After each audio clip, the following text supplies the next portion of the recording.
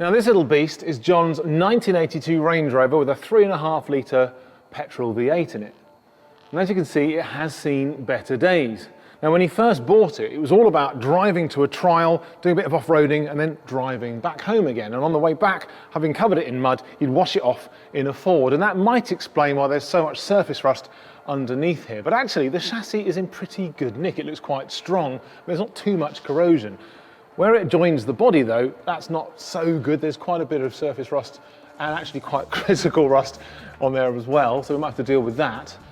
Also, you can see things like the exhaust here, it's got a big dent in it. The chassis member got loads of dents where he's been dragging it over rocks. And of course, that's part of the fun of this whole thing. But I get the sense that now he's a little bit overwhelmed with this, well, retirement project, perhaps because it's been left for so long. Now, he says it drove into his garden about 10 years ago. The tax disc says 2009, so clearly it's even longer than that. And I think the thing is, when you have this much work to do, it can be a bit daunting, but the best thing to do in this situation is to pop it down to an MOT station, put it through a test, get a massive list of all the things you have to do to get back on the road, but at least you know where to start.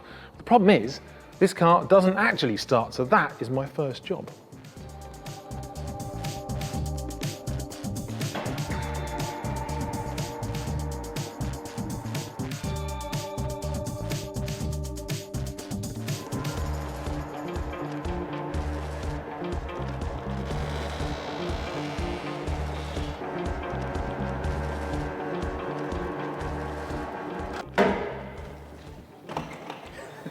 Well, obviously the first thing I need to do to be able to start the car is to be able to get inside. And clearly the driver's door handle isn't actually operating the lock mechanism, so that's going to have to go onto the list. But luckily I've got long arms. And okay, so the door hinges clearly need a little bit of penetrating fluid to make that work. So I'll get some XCP on there, quick sharp, and get that do its magic. But I'll just try and get this front door open. Okay, so we're in, which is great. These hinges aren't quite so bad. And now I can get to the bonnet release, which doesn't seem to be doing anything. So another job for the list.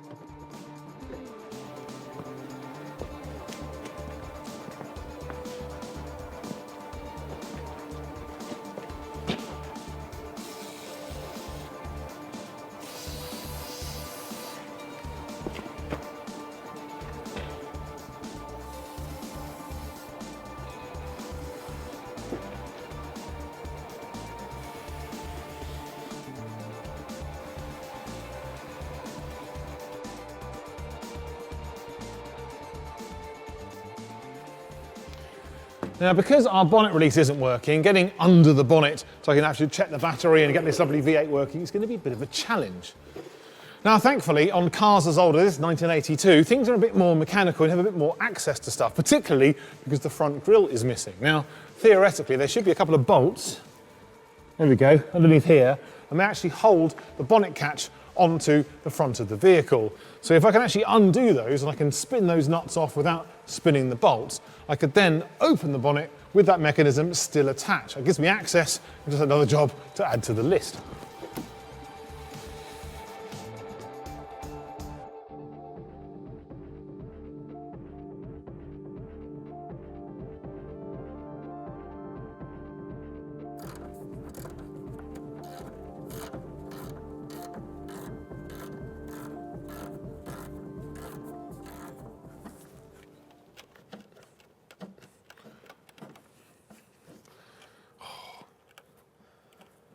Well, we're just, I mean, the nut's coming off, but it is spinning a little bit. It's tantalisingly close. What I just do is just grab a screwdriver and just kind of wedge it against the bolt, and that's going to stop it spinning as I try and undo the nut.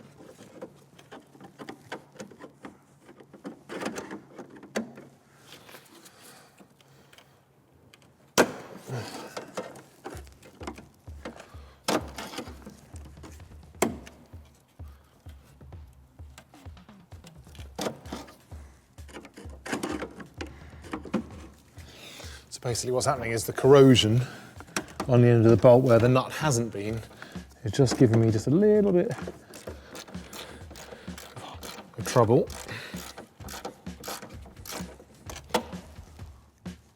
So close. A little bit of penetrating fluid will do that, I think.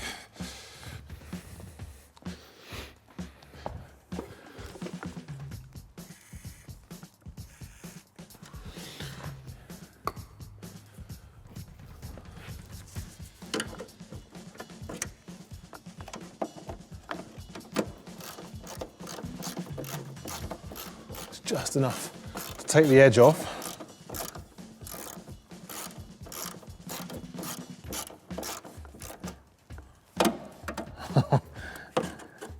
It's being a little bit fighty, but I think we're getting there, which is good.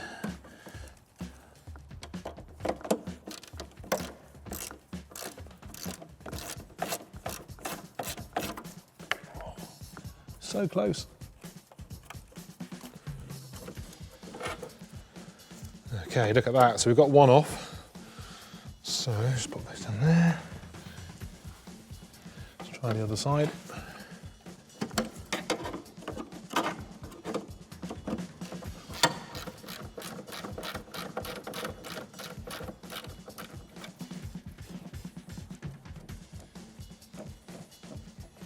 That's good. Managed to get it without the impact driver.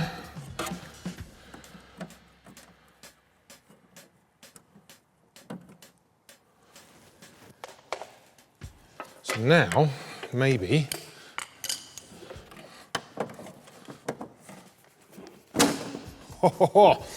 right, so I can just release the safety catch. We are in.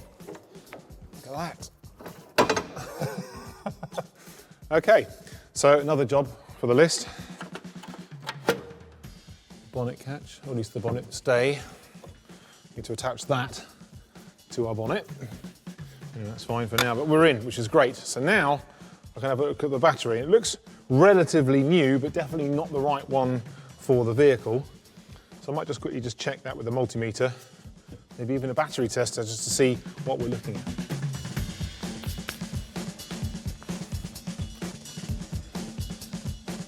Got myself a nice, simple battery analyzer. It's very easy to use. I just basically connect onto the battery terminals. And then I'm just going to check the connection, because obviously you haven't quite it so good now. So now it's asking me for the current capacity of the battery. In this case, it is 400 amps. I'm just going to dial that in and then go for test. Charge and retest. And 9.8 volts. So it's not completely dead as a battery, but it's not going to be enough to actually turn over this nice big V8. So clearly, I should do what I'm told.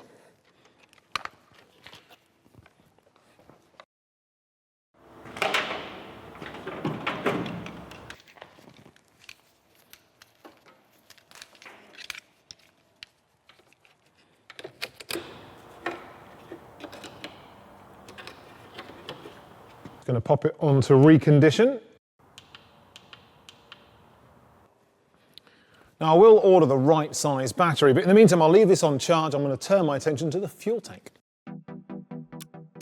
Right, back to the Range Rover and that fuel tank.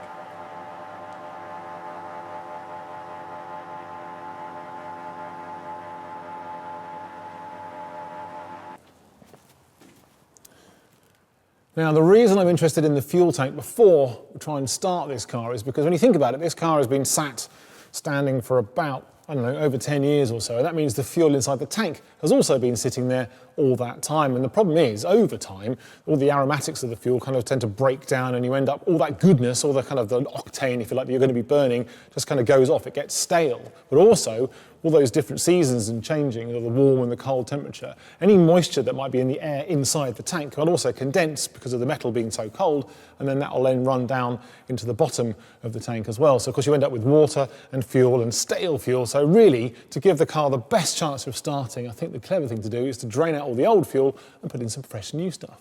But also, while we're here, you can see there's this lovely sort of red oxide just down the side here. So obviously John's lavished some love and attention to this, and it might be even a newish tank. So hopefully, just with a little bit of penetrating fluid, we might be able to get that drain plug out without too much hassle.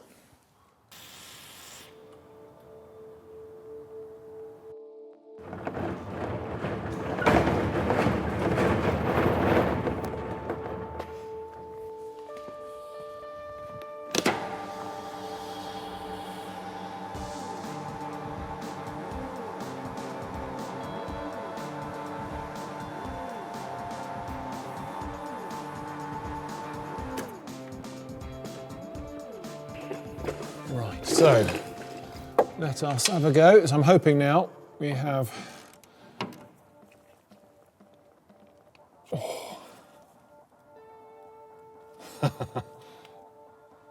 Oh yeah, it's going, it's going, it's going, it's good.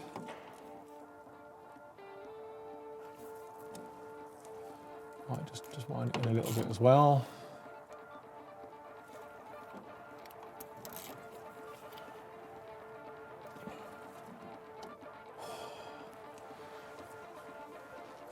Don't know, I'm a little bit nervous. I don't want to shear it off in there. It's undoing, I think that's good. Actually, you know what, I might just put some glasses on because you never know where the fuel might splash.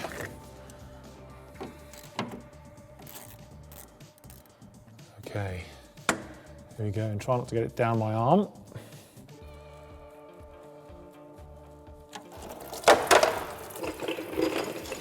Look at the colour of that, that's horrible.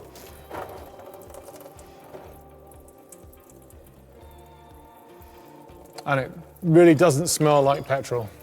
It's just kind of really off.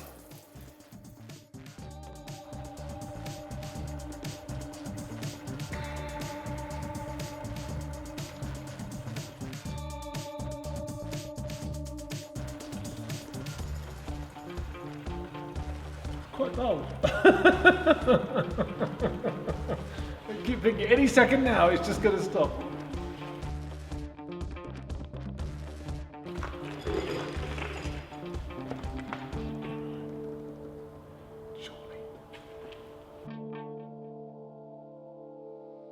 Really thought that was it. Still going.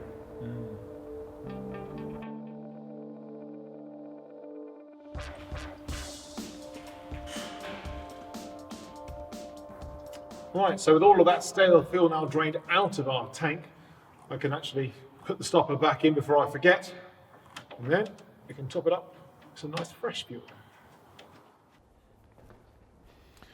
Now, I've been swapping out stale fuel for good stuff on classic cars for many years, but I've never stopped long enough to do an experiment just to see how impotent stale fuel is when you compare it to fresh-ish fuel. Now, when you think about this, it's got a flash point of about minus 43 degrees Celsius. And what that means is that's the lowest temperature where this liquid can make enough vapours that could ignite. So because we're at sort of room temperature-ish, or cold room temperature, maybe 15 degrees, there should be plenty of vapours coming off our gasoline. But I suspect that there's going to be many more vapours coming off this one, the fresh fuel, compared to the stale fuel. So I have a little experiment in mind. I'm just going to pop some glasses on. I also have a fire extinguisher just in case it all goes out of hand. And I'm doing this here so you don't have to do it at home. So please don't try this at home. I'm just going to pop in our stale fuel from the Land Rover. Just pop in some pretty fresh petrol. Now I'm going to remove these to somewhere safe. And then I've got my little lighters here. Make sure I've got a bit of fire. And the idea is I'm just going to slowly bring these towards the ramekins, and the idea is I think this is going to ignite before the stale fuel does, and probably it's going to burn a little brighter and probably for a little longer. So let's have a go.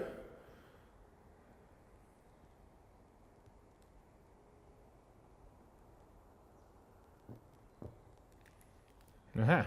There we go, as suspected.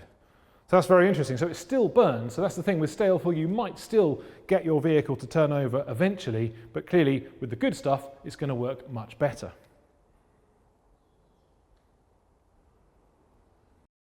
And what you can also see is because our stale fuel is also a little bit contaminated, it's leaving more of a sooty deposit around the ramekin compared to the cleaner fuel, which is obviously burning a bit better and making a little bit less smoke.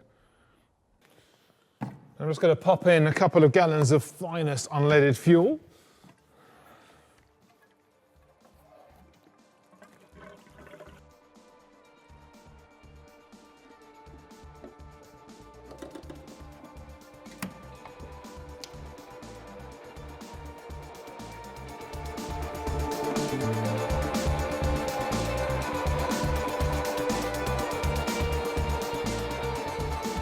So our battery is nearly fully charged. We've got some fresh fuel. I am itching to hear if this is going to work. Let's crank it over. Right, well, here goes. Well, it's turning over okay. There's no...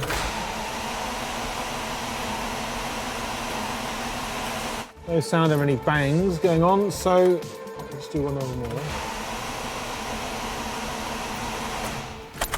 So it's either going to be fuel or spark that's missing. I'll just crank it over one more time.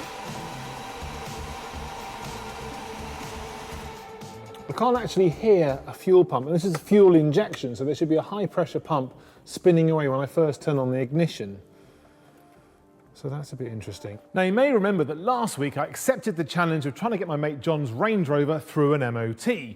Now obviously before I can do that I need to get it to run. I've done a number of checks and now the next thing I need to try and work out is why the fuel pump doesn't seem to be working.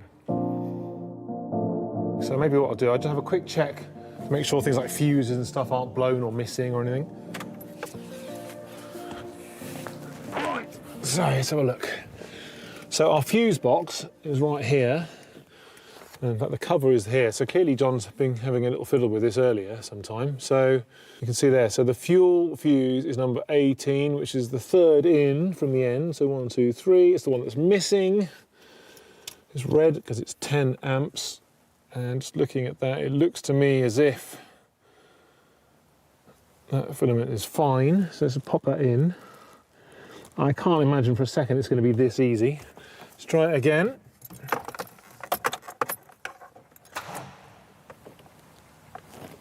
Still pretty sure I can't hear anything. I might just crack off the hose in the engine bay just to make sure there isn't anything coming out. Right, so I've got a screwdriver. My cunning plan is just to undo this Jubilee clip at the top here of this hose. Now this hose is connected to the high pressure fuel line and it's going to basically a sensor, it's like a fuel pressure sensor. So what I'm hoping is if I can crack this off, what will happen is the fuel will try to escape if it's actually coming out at all. Oops. There we go. So now, theoretically, we should see some fuel come out of there if there is a fuel pump. So I'm just going to crank it over again, see what happens.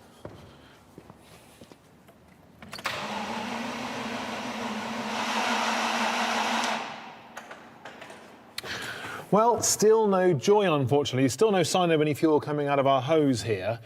But also, I still can't hear that fuel pump, and that's really bothering me. And even though I did a visual check on the fuse, I haven't actually checked to see if there's any voltage there. So I think maybe I'll do that next. Right, so what I'm going to do, I'm just going to use the cigarette lighter as my earth, because obviously the shield on the outside there is going to earth. And just to check that, just turn the ignition on. Right, so cool. So we've got, so with no ignition, if we go onto our fuel pump fuse, we've got, actually we've got nothing on ignition. When I'm cranking over, we have got about nearly 7 volts. I'm just going to try lower down. Yep. So, okay, so the fuse works on either side, which is all good. And we've got nearly 7 volts going to the fuel pump. Now, it's not really enough. It should be more like 12. But of course, again, we know the battery isn't quite up to scratch and also not quite up to full charge. But the main thing is we have power there. So I still can't hear it go. So perhaps the next thing to do is to check to see whether there's any power going to the pump itself.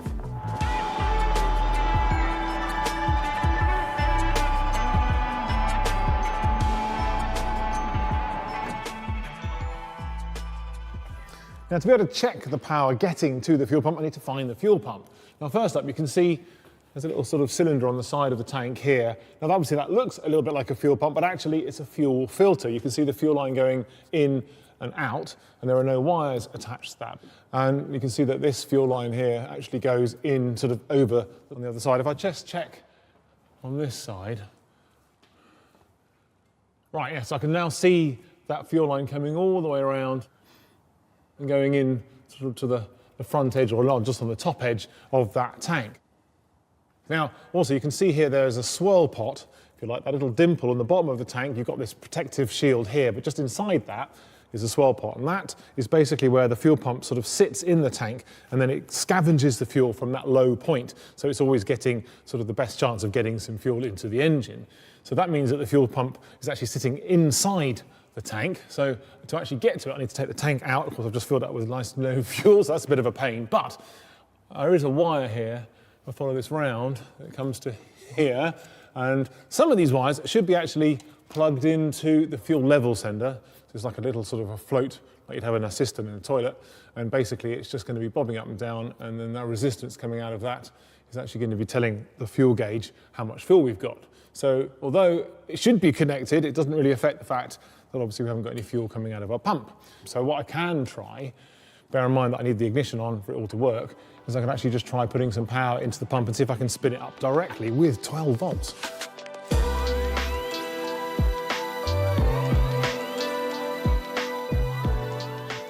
Now obviously I'm going to have to add reconnecting the fuel sender to the list, but in the meantime, if I just disconnect this fuel pump connector, now if I connect up an earth and 12 volts into that, theoretically, I definitely then will know for sure that the pump has got some power, and then hopefully if I tap it while it's going, it might actually spin up, might be able to coax it into life, so we'll see what happens. Right, so what I'm going to do here, I'm using a battery charger to give me a constant 12 volt feed, so I know that I've got the right amount of voltage. I'm just going to set my CTEC here to supply, and I'm then going to connect that up to my power probe. So I've now got, that is nice and wide awake, and I've got, it's like a little bradawl or a pick, and I'm going to connect my earth to that so I can then connect it into the socket on our pump. So I've got my CTEC battery charger on supply, so I'm getting a definite, like a fully charged battery's worth of voltage. I'm just going to put this little pick or bradawl up into the terminal, connect the earth to that side, and then do the same thing with my probe on the other side. So I've got continuity there, which means because of the coil, it's basically measuring that continuity, that resistance. It's quite low resistance because it's a motor. So if I now do that and then push the little button up, I'm now sending 12 volts to that. So theoretically, if it was going to spin, it would do it now. It's actually quite difficult with that beep. What I might do, I might just do this directly to the battery charger so that I can see if I've actually got some power while there's no noise going on. So I'm just going to undo that, and then, so I'm still on supply. Now, so again, I'll connect that into there like so. So I've now got 12 volts going to the pump again. Still can't hear anything, but I'm now going to try and tap it with a hammer, just in case it kind of wakes it up. And of course I can't get to the pump, but I can get to near where the pump is.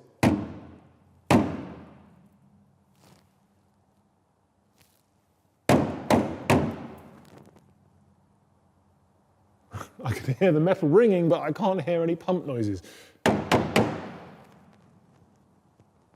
So I think probably our pump may have seized, but the only way to really know for sure is to get inside the tank and take the pump out.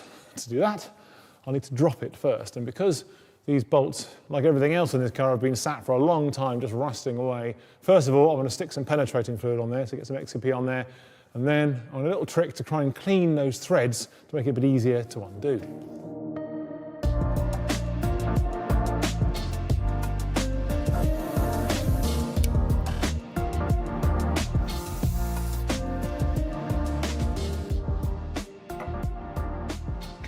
Right, well, the XCP is doing its magic for a while now.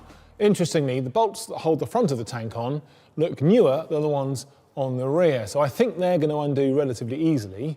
But if you look at the ones on the back here, you can see they are quite corroded. Now I think it's actually a bolt and a nut rather than sort of some kind of captive stud. And there's a lot of mud up here, but I think I can feel a head. So I should be able to get a spanner on that. So theoretically I could just shear them off and then replace them. But it's an interesting point that when a stud is looking this rusty, rather than just undoing it, which of course you could do, it might actually pay sometimes to kind of clear the thread a little bit first. And by cleaning that thread, it's going to make it much easier and hopefully going to stop the nut sort of seizing halfway down. And there's a couple of ways of doing that. Right, so if you can imagine this is our rusty bolt with our rusty threads that needs to be cleaned. Now the first thing to do, if you happen to have a tap and die set, very simple, and nowadays you can get them or get cheap ones relatively reasonably. You get the die for the right size, and you can see that it's a special tool that's designed for cutting thread out of a solid rod. So obviously it's quite sharp, and it's exactly the right, precise sort of precision bit of engineering to actually cut the thread.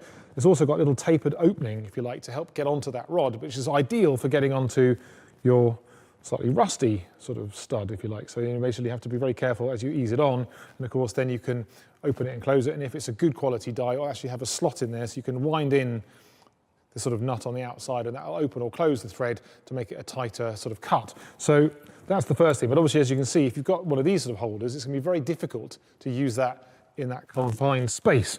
So the next thing to have a look at is a rethreading tool, a rethreading kit. Now with a kit like this, you have all kinds of different thread sizes you can use, but also you often have these rethreading files. Now if you actually look at, if I can find the right pitch, so you have different pitches on each face and at either end, and then this is the pitch I need for this particular stud, and you can actually see, if you look closely, you've got cleaning slots going horizontally and cutting teeth going vertically. So you can actually use it to clean your threads out quite nicely. So you can see that you can just clean your threads much the same way you could with the die, but you can get into much more difficult spaces. Right, the next thing, if that doesn't work, you have these special rethreading nuts. Now again with the nut, you can see it's much like the die, you've got these sort of threaded parts inside there, but you also got these little slots, and again, that's where the rust or the dirt or whatever that's in the way on the thread is going to get sort of sent out. So again, you can pop that on and you wind it in position and again, and clean your thread. Now, if you haven't got either of those things and you're still a bit stuck, you could just use a standard nut, or in this case, actually, a little nylock. So it's got the nylon on there, it doesn't really matter. What I can then do is I'm just going to pop that into either a pair of moles, in this case, you could just do a vise if you happen to have one close to hand. What I'm going to do then is I'm actually going to cut a slot with an angle grinder, the cutting disc, or a hacksaw for that matter. You can actually cut that slot, and then once you've got that slot, it works much the same way as this. You're going to have that kind of leading edge which can then scrape away any of the rust on your thread. So I'm just going to cut that, so we can do a bit of an experiment.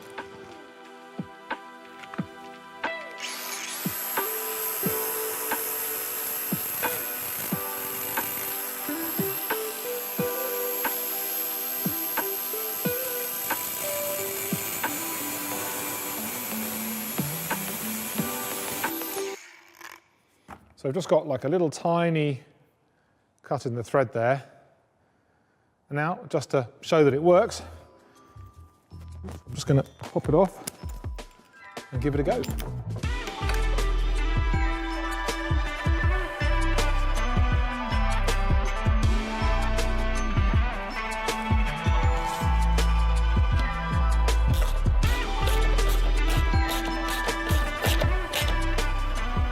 That's good, and just wash it off again, so make sure there's no particles there. So now I can't really put it off any longer. I'm going to have to actually undo them.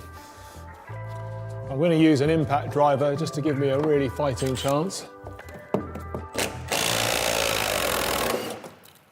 Oh, that's definitely worked. Oh, okay. So there's a lot of stuff coming out of here, but that side's off, and of course now, thankfully, the tank is just resting on the tow bar, so it might be the case that I might better ease it out, otherwise it's actually doing me a favour right now.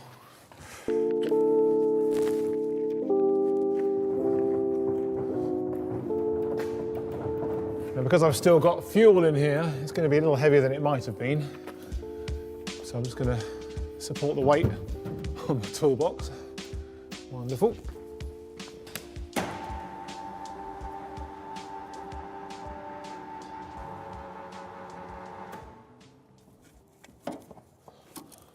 Just undoing the breather for the tank. This is mainly used when you're filling up, but lets the air escape as you're replacing that volume with fuel. There's quite a lot of mud down here. Well, the last thing I'm trying to disconnect here is the fuel filler. And I think it's a big old pipe, but that Jubilee clip has definitely seen better days.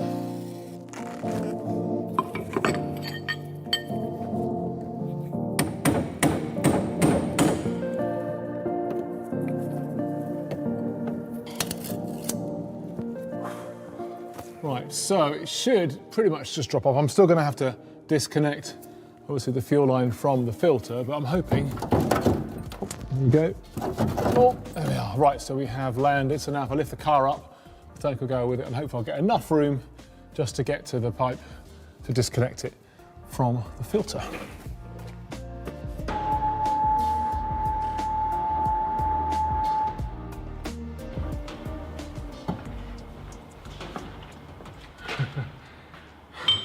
We're so close, but being lazy isn't helping, because now the other end of that hose, or the filler hose or pipe, is in the way. So I think I'm going to have to disconnect that as well.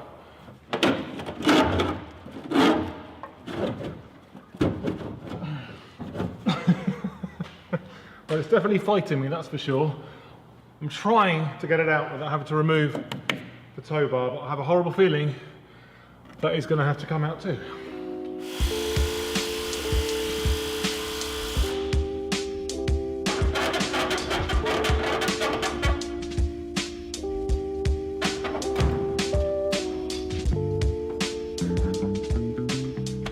Done.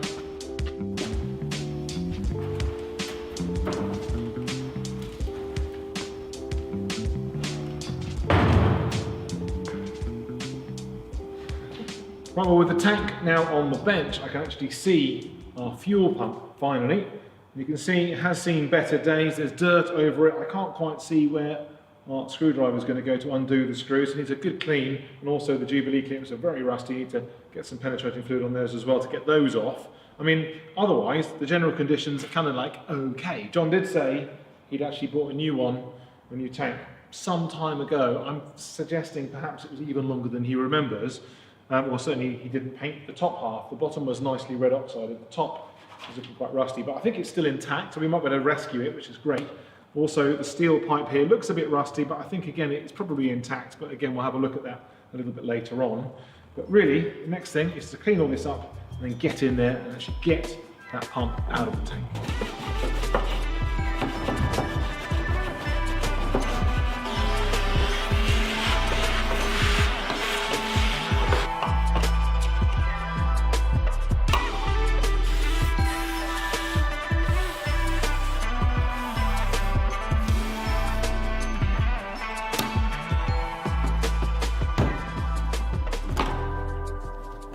So this fuel line is fighting me a little bit. Again, as always, just get the pick in there and relieve as much as you can. Hopefully, it should. I've got a bit more leverage here anyway. So then I can get the final screw.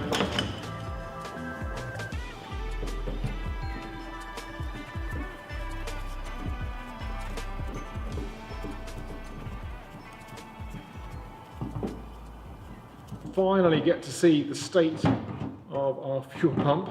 Oh my word, it's looking quite corroded in places. So you can see the aluminium bit is fine. All the steel stuff has got very rusty, so there's obviously been lots of moisture in the tank, as we suspected before. You can see this is the little sort of filter, almost like a little bag, and that's where the fuel goes in, and that stops any sort of rust that's already in the tank going into, like the first stage, if you like, going into the fuel here.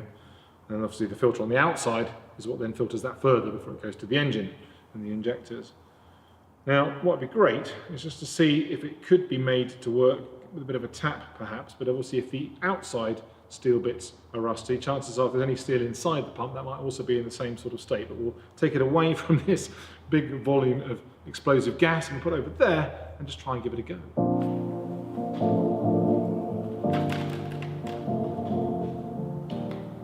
Right, so my cunning plan is just to connect our battery supply, our 12 volts, to this pump. I'm kind of hoping, well, I'm pretty sure nothing's going to happen, but we just thought to give it a go. Now you can see, I think it's pretty much seized, but while it's now connected up, it's got 12 volts.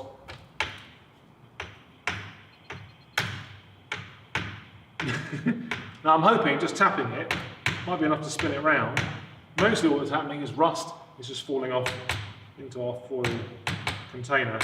So I think, unfortunately, this pump is toast. But looking at it, I mean, it'd be nice if I could actually fix it, but it's all kind of pressed together. It might be quite fiddly, and even if I can get it apart and clean it and things, I'm not sure I can get it back together again and have it working. And really, you want this to be super reliable, so I think, unfortunately, I need to replace this with a brand new one.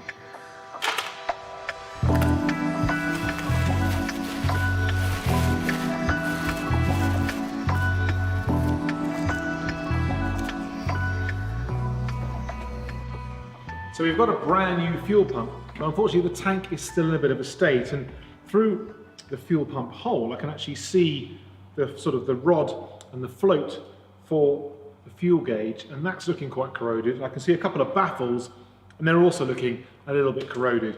But I really want to know whether our Range Rover is going to go, whether this problem at least has been solved. I'm going to pop this into the tank and then just move the tank nearer the vehicle, plumb it in, and also connect it up with the wiring and just see if it actually works.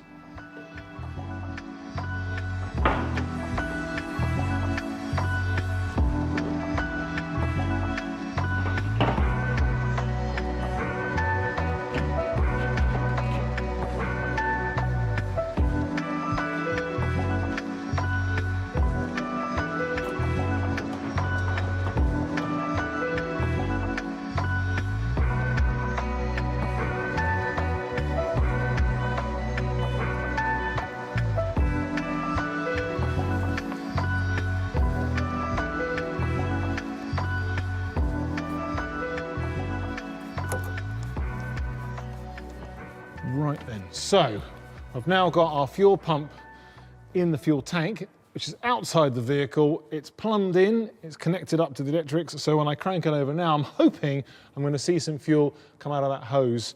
So it might take a while just to bring it all the way through.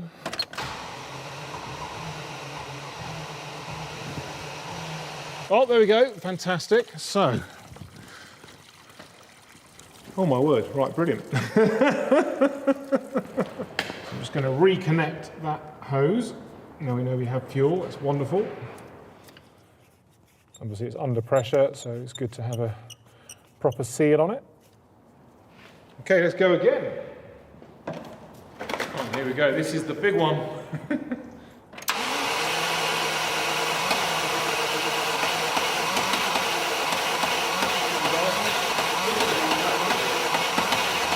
Hang on, I can hear fuel, Oh, this isn't good.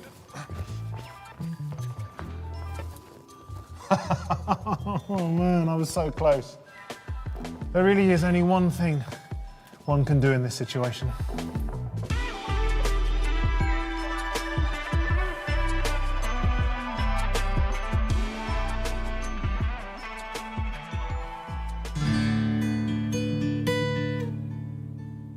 Now, way back in 1998, I think it was, I got my first Guinness World Record. It was in the driving sofa that you will know about, and we got clocked at doing 87 miles an hour on the start-finish straight. It was a real honour to actually get into the book. But the funny thing is, once you've got one record, it's not quite enough. So, of course, had the world's fastest bed, the world's fastest bathroom, world's fastest shed, world's fastest office, even the world's largest motorised shopping trolley. So it just kind of kept on going. So a few years forward, like 2018, Guinness got in touch and said, what should we do this year? And we were talking about all kinds of records we could do. And they suddenly went, why not do an ice cream van? Why don't we go electric? So that sort of course was set. But then I suddenly realised, having agreed to this, that obviously I couldn't just electrify the ice cream van, I also had to then electrify the ice cream machine inside, and that is where this mission started.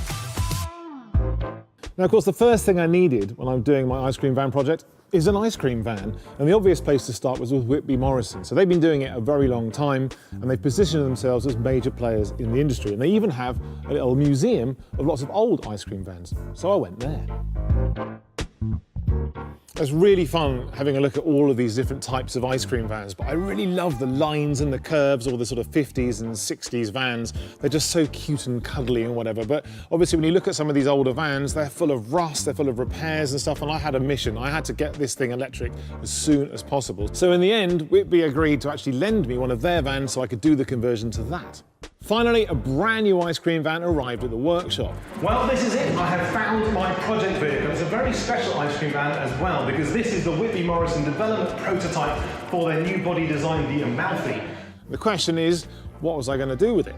So, where are the batteries going to go? Where's the motor going to go? What bits am I going to take out? What bits are going to stay there? Now, after all, the lighter it is, the faster it's going to go. Now, something I must always keep in mind with this project is I am trying to get an official Guinness World Record, and because of that, there are rules I have to comply with. Now, the obvious one, obviously, it has to be a working ice cream van, but there are quite lots of little details as part of that. You've got to have chimes, it's got to sound like an ice cream van. You've got to have the little stickers on the window that tell you what the prices are. I've got to be able to achieve 70 miles an hour, and bear in mind that the street legal speed limit of an ice cream van is actually 60, so it's already quite a challenge, but probably the most obvious thing, the main thing, is I need to be able to make fresh ice cream. And that means I need to have an ice cream machine that will be driven electrically. And I need to be able to produce ice cream before and after my speed run, just to prove that it really, really works. So that is going to be quite a challenge. Well, that's it. I've now managed to remove everything I don't need from my ice cream van, the engine, the fuel tank, and everything else. I now need to think about everything that's going to go back in the electric drivetrain. How is it going to fit? Where am I going to store everything? And how am I going to make it go fast enough to actually set the world record? Well, that was a ton of work, but actually it turned out to be the easiest part of the project. But anyway, join me next time, and I promise I'll get out of bed. Oh dear, now these fuel pipes really don't look in great nick. And I'm trying to get my mate John's Range Rover through an MOT, and for that I need to get it started. And although I've now got a really nice list of things I've got to do, I haven't really made a ton of progress. I have established that a lot of fuel is leaking out of those fuel pipes, and I have covered the floor of my workshop in petrol, and I still don't really know where that fuel is coming from. So my cunning plan is I've actually got myself a pond liner from a fish shop. I've actually connected up the fuel pump to a switch so I can have a bit better control over turning it on and off.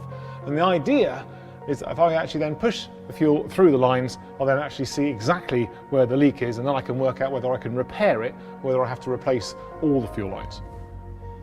Now, I've placed the container right here because I think the fuel was mostly dripping from this area, but I'll wear some protective glasses just in case. I've got my little button here. So when I push this, the fuel pump should pump the fuel through the system, and it should just leak here, and I should be able to tell exactly where it's coming from. So here goes. So you can hear it pumping. The fuel pump's running. Oh my word, hang on. Well, I was nearly there. I mean, you know, really, yes, I can actually see it really is coming out at some pace. So it's literally just on the back, on the top there. So that's kind of good news in a way, because it means that potentially that bit could be fixed. But to be honest, it does look rather rusty all the way along. Okay, so it looks like the fuel is definitely leaking from just above the chassis rail, obviously where the fuel lines sit. And the reason I thought it might have been coming lower down, I guess before, it was obviously chucking out enough fuel that it actually ran all the way down the chassis rail into this area. So I guess I've caught it a little bit earlier this time, which is nice. So rather than just chucking more fuel over the workshop and onto the floor again, another way I could actually check exactly where that gap is with an airline.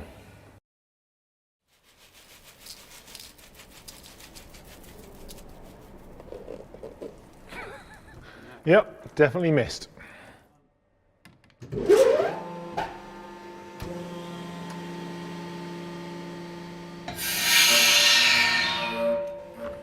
Right, so I got rid of the fuel pump and the fuel reservoir and everything, so now I can focus on using the air to find the leak.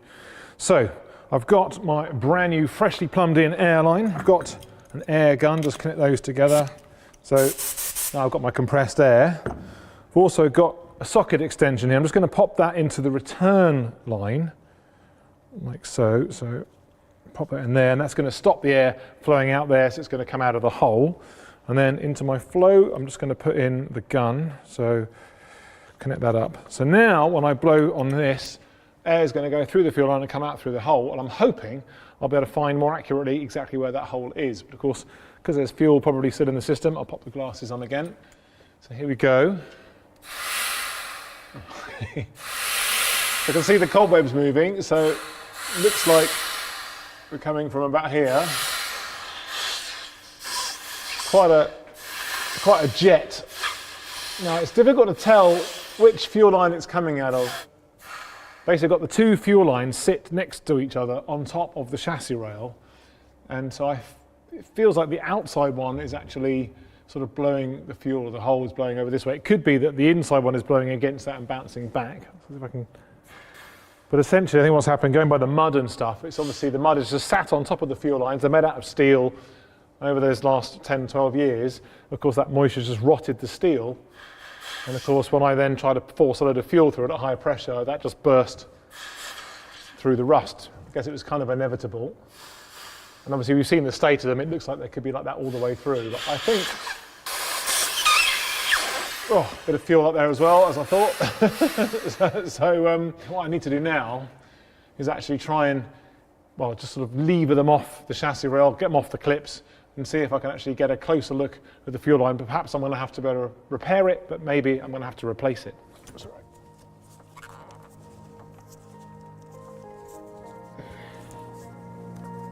Sorry.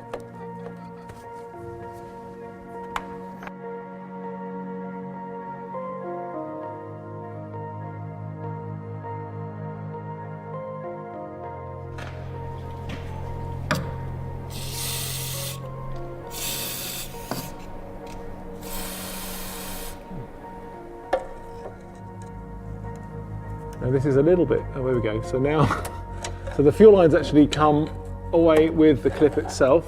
That's free, but I can see there's something grabbing it just here.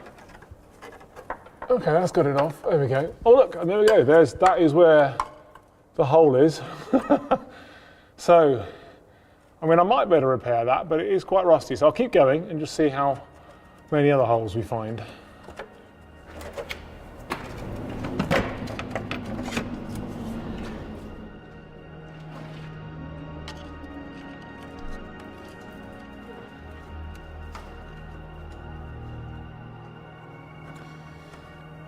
Now that is really stupid.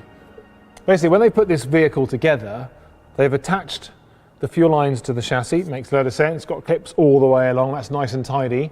But then they've attached some wiring to the bodywork, and then they've bolted the two together. But the really genius bit is they've actually got a clip for the wiring and a clip for the fuel line, literally directly above each other. So when the body's being put together, it's actually pinned the two together. So I don't think I'm actually going to get these apart without doing some kind of damage. And I could obviously sacrifice the fuel line. We know that's in pretty ropey condition and got a big hole in it. So I could do that and just thread it out that way. But then I'll have to then thread the new fuel line through that if I'm going to use that same clip. What I might do is just leave it a little bit longer, just carry on down the line, see if I can actually unclip the rest of the fuel line. And if that's the only thing that's holding me up, then I'll deal with that. But I suspect I've got some more trouble ahead.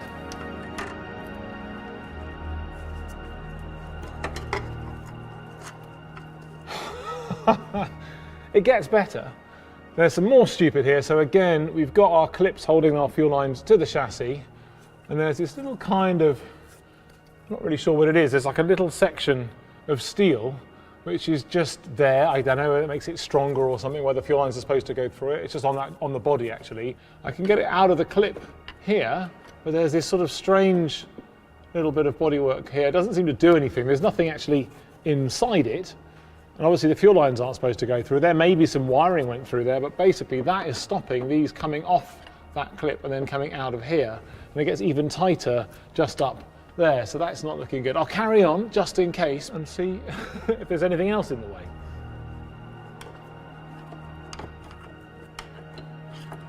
Okay, so I've managed to sort of release the fuel lines all the way along. And then I can see where they can kind of kick up into the engine bay where they connect to the rest of the fuel system and they go through this sort of heat shield fabric. Now obviously I can disconnect it from the engine easily enough, but the tricky thing is it's still pinched, if you like. They're both still pinched, both sort of here and also further down the vehicle.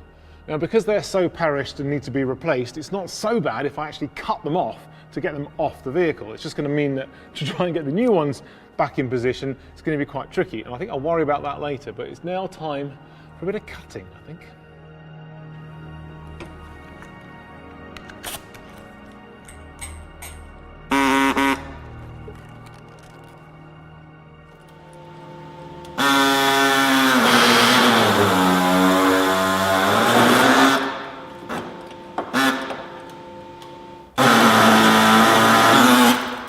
Right, so I'm through those two pipes at this end, so now those two pipes can actually be removed through the top of the engine bay, and the other end of it can go out this way through the back of the chassis. I now need to cut a similar thing at the other end of the other pinch point, and then I can then remove most of the fuel pipes from the middle of the vehicle and then the last bits from the rear.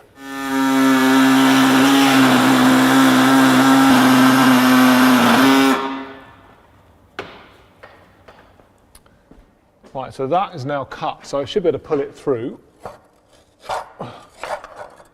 There we go, there's one. And then, this is the one that's pinched.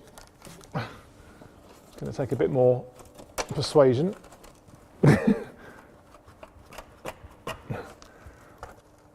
Maybe a lot more persuasion.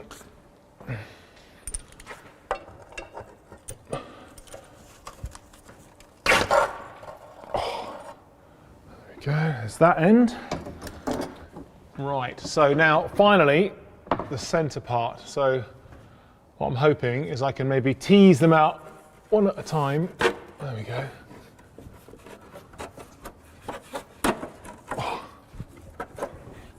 I'm trying not to damage the clips, but I think they're going to get a little bit broken on the way.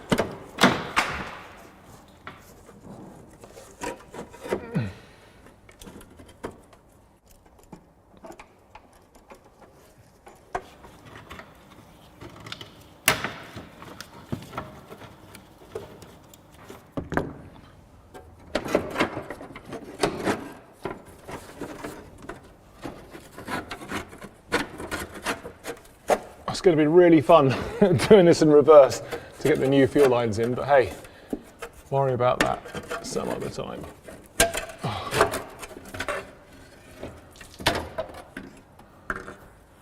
Right, so last bit is in the engine bay.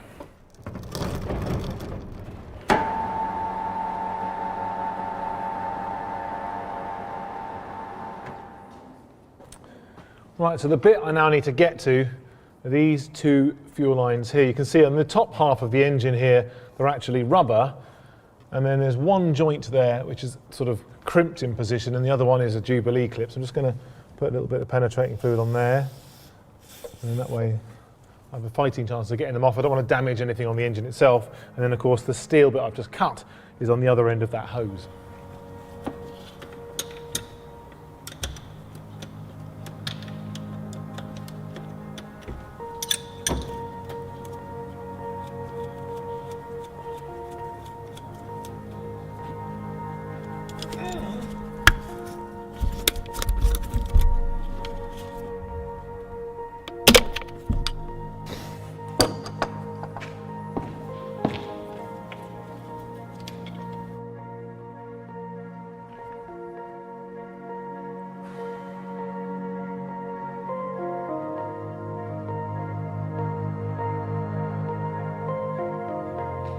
All right, well, thanks for that. Cheers then, thanks.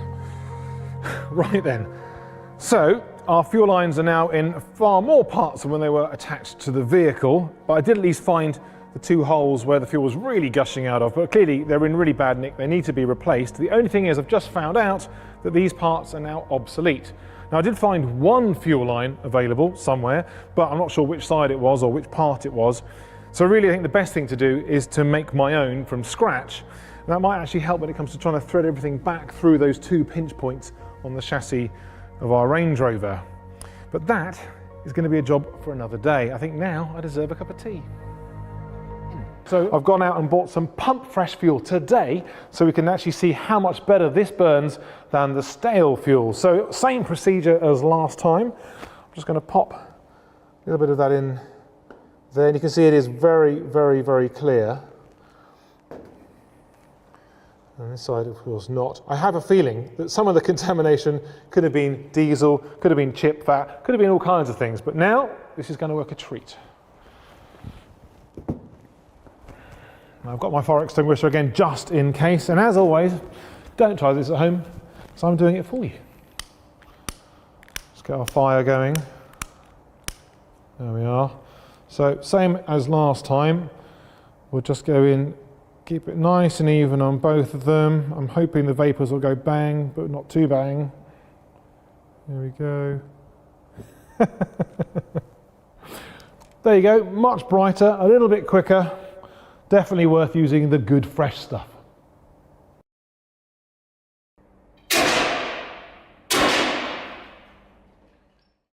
And also, while we're here, wouldn't it be kind of interesting to see if we could actually race stale fuel versus fast, fresh fuel? Well, I'll try and do it diagonally, and I'll give it a bit of a go. I think we might start sort of in the middle, and then see how messy this is going to be. Quite messy.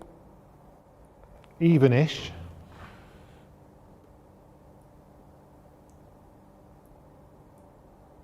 So whoever gets to the centre first wins.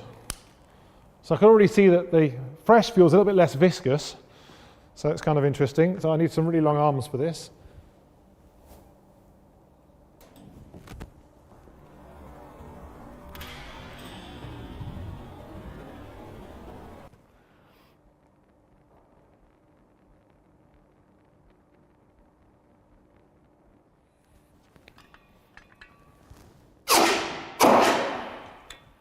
Now what's interesting is that our fresh petrol was kind of consumed more quickly than our stale fuel, but also you can see that all the contaminants in the stale fuel were perhaps why it burnt for longer and has left a really horrible sticky mess. Well, now we know. Now, since I've been putting up these videos, I've had a lot of comments from you expressing quite a bit of concern for the state of my lockdown hair, or as I like to call it, my hair. Now perhaps Poppy and Grace express it best. We love your new television programme, but we prefer your old hairstyle. Okay, let's see if we can do something about it.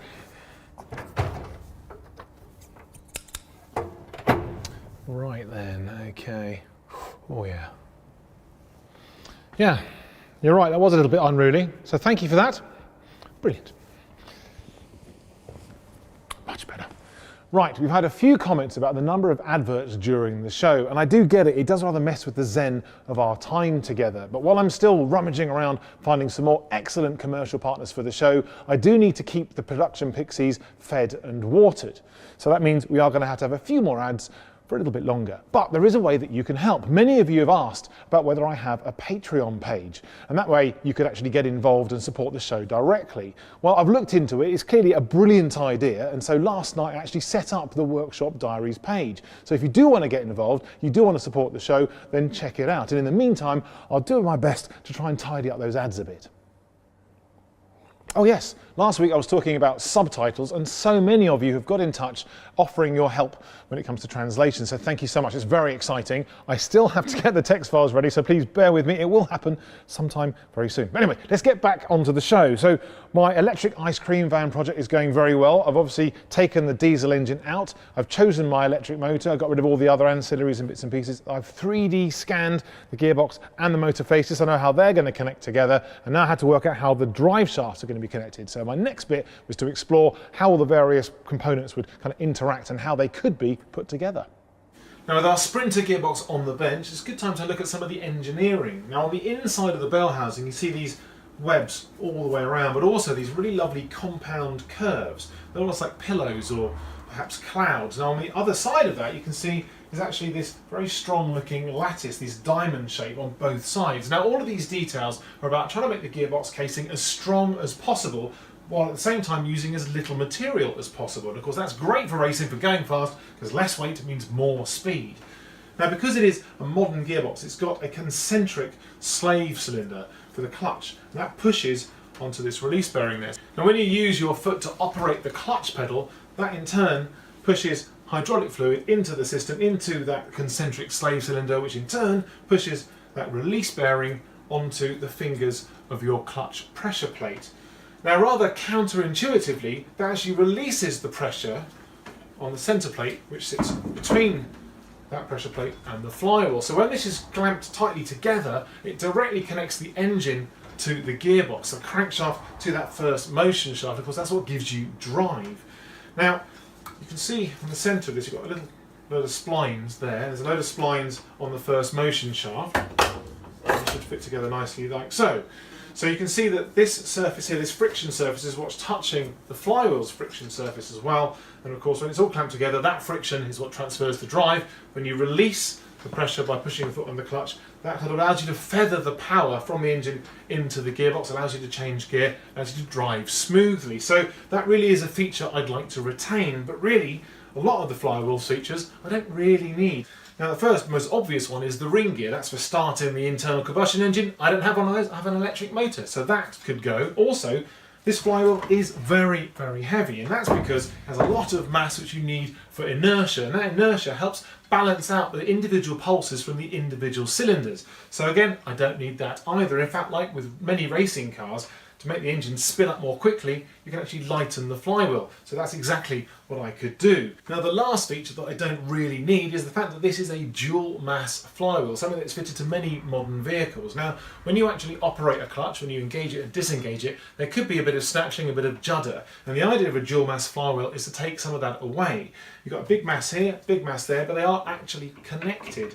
And they are supposed to move independently of each other. And the idea is that if you just go to the very edge of that movement, there's a bit more, but it's damped. And so what that does is actually take out all that judder and some of that unpleasantness, making the driving experience much smoother. Now, obviously, that's great if you're going to be changing gear a lot. With an electric motor, got a much broader torque curve, so that's not really a problem. Won't be changing gear that often anyway, but also it just overcomplicates things. I want to keep the surface for the clutch centre plate, I want to keep the bolt pattern perhaps, don't need the ring gear, don't need the mass, and certainly don't need the complication of the dual mass. And handily, I have a nice simple solution. Luckily for me, Mercedes have a tendency to keep engineering features on subsequent generations, which means that modern parts tend to fit on older vehicles and vice versa. Now, because I wanted a simpler flywheel, I went back in time a little bit and had a look at older versions, but I wanted to make sure that the centre plate was still the same diameter, 240mm, and that meant, of course, I'd be able to transfer the same amount of torque. As it happens, this is from a much older Sprinter, and pretty much everything is identical. So the spline in the centre of the centre plate is the same, the stud pattern that holds the pressure plate onto the flywheel is exactly the same, the spigot bearing, or the pilot bearing, that actually supports the first motion shaft on the gearbox, that's the same. In fact, it even looks like an identical part. So theoretically, when this is all up together, it should fit in our gearbox nicely. The only thing I don't know is the distance between the fingers on the pressure plate and the back of the spigot. That needs to be pretty much the same distance, otherwise it isn't all going to fit together. So the only way I can really test that quickly is by putting these back together, try the original one, and then try our older one if you like. And if they're both much the same, then I can use that.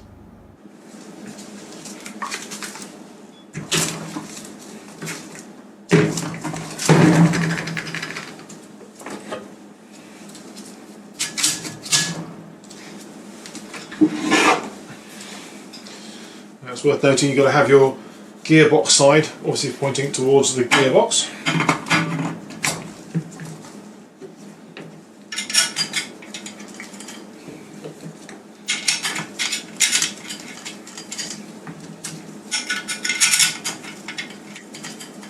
And also need to align that centre plate using this clever little tool.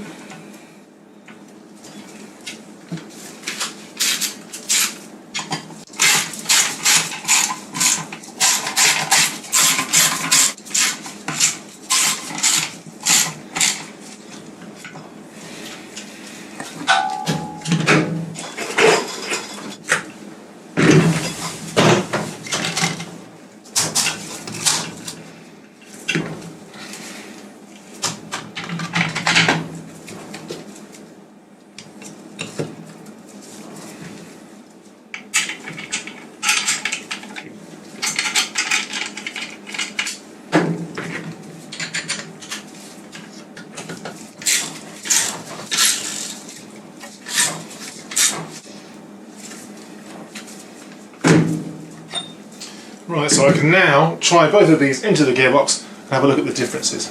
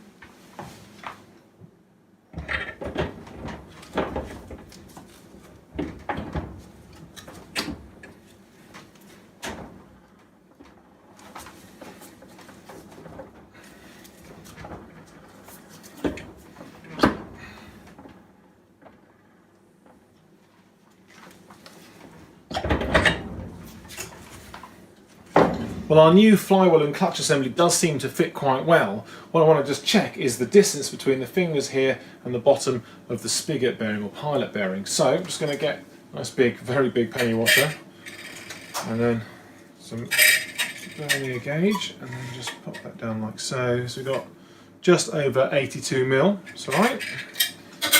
Try it on our original assembly. I would say it's just over 84, so 2 millimeters out. Well, certainly our clutch slave cylinder there is going to easily be able to accommodate that, so I think we're good to go. So the only thing we need to worry about now is to get rid of that ring gear, so we've got a bit less metal to worry about.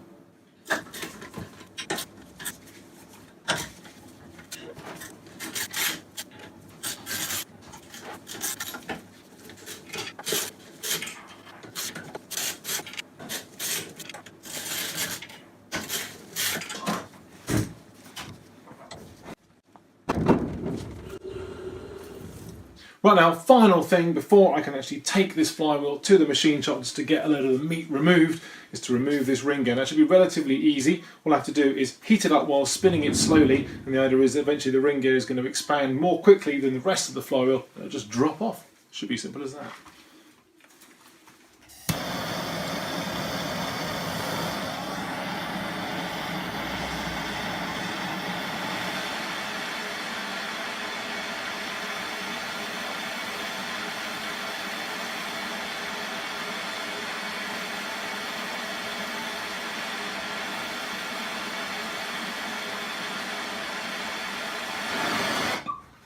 Well, this may be just not as hot as oxyacetylene, so perhaps a little bit of gentle persuasion might help.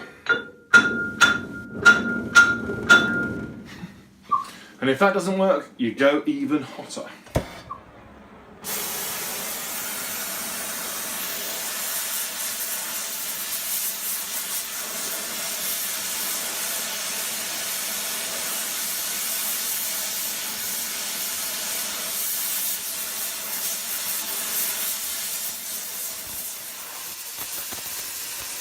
Well, that doesn't seem to be working, so I think perhaps we're going to have to go back to the old-fashioned ways and cut it off.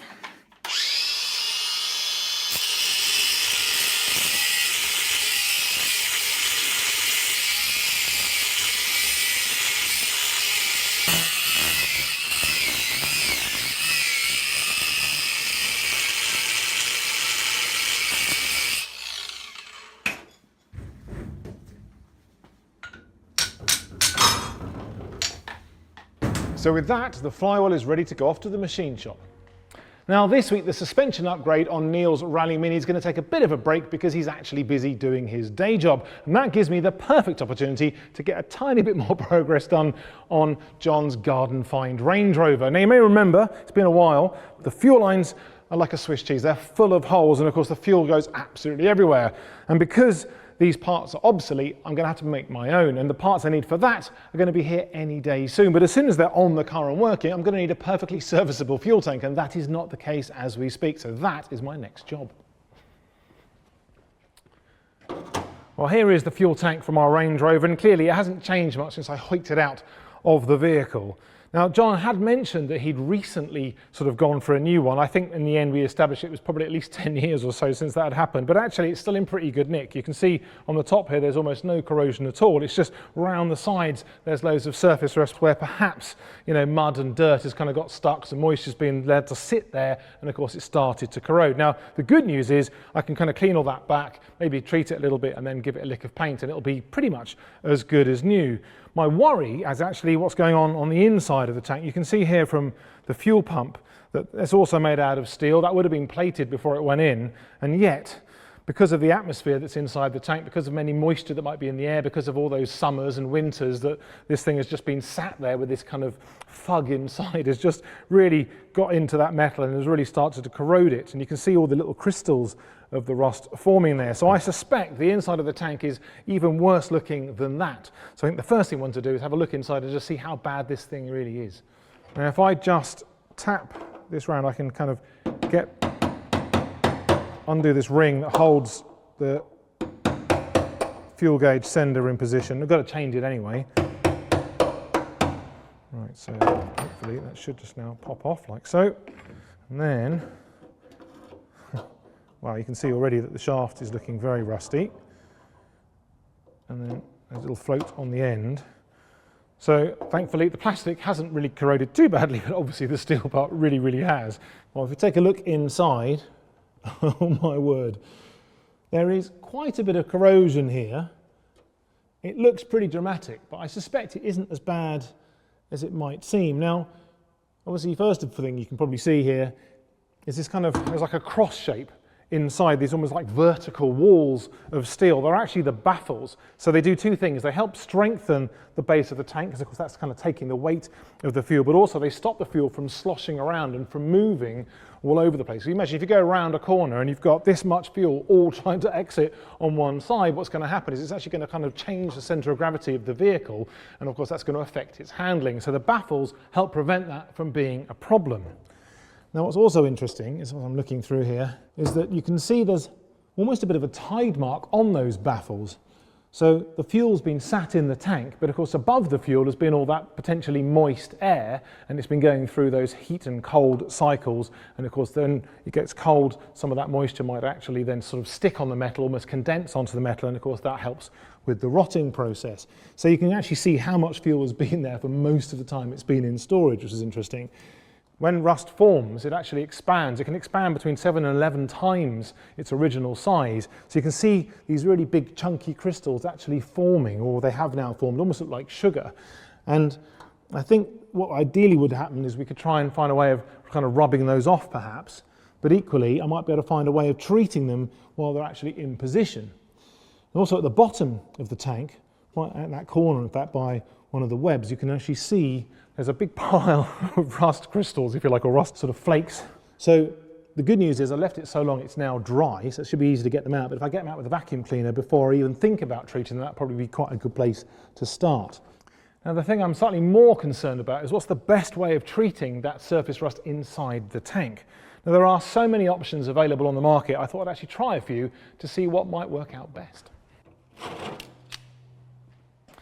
Now, perhaps the worst thing about working on a classic car is the rust. The metal moth gets absolutely everywhere, and normally it's the thing that takes the most time to deal with. But because of that, unsurprisingly, there are all kinds of different solutions on the market and ways of actually trying to get rid of it, deal with it, treat it, make it somehow more stable. So the problem I've got with our Range Rover is that a brand new tank, it's one of the parts that is actually available still for this vehicle, is only £140. But there are a couple of treatments you can get where it actually can be very expensive indeed, maybe as much as £180 just to do something as big as that tank. So I've had a little trawl on the internet and bought a few products that came to light, including a couple of old wives' tales as well, just so we can actually do a proper, nearly scientific experiment. Now when it comes to rust remedies, there are basically two camps. You have rust converters and rust removers. Now, the rust removers normally use some kind of acid to actually dissolve the rust and to get down to bare metal, whereas the rust converters use normally some kind of phosphoric compound to convert the iron oxide into iron phosphate. Now, because of that, effectively, the rust is magically removed, if you like, or converted, and then the resulting chemical is either like a skin on the outside of the metal, and that stops any further corrosion from getting in there. But of course, you've got to be quite careful that you've got every single edge, otherwise the rust could easily start forming again. So what I've got here, first of all, I've got a couple of proprietary products here that have their own secret ingredients. So then we have some household products. Now we've got some white vinegar. That's quite a classic for cleaning bits and pieces, particularly dissolving a bit of rust, but it might take a while. Then we have good old Coke. Now this has been used for cleaning for many, many years, but the reason it works is because it has citric acid in it, which puts it into the rust remover camp, but also it has phosphoric acid in it, which puts it into the converter camp. So it'll be really interesting to see what this actually does to a little bit of rust. And then finally I have a selection of some rust converters. Now these may not be quite so useful on the inside of our tank, because obviously normally they're just sort of painted on and left, but they might be brilliant for the outside of the tank. So again, I thought just for completeness, we try 3 of them to see what happens.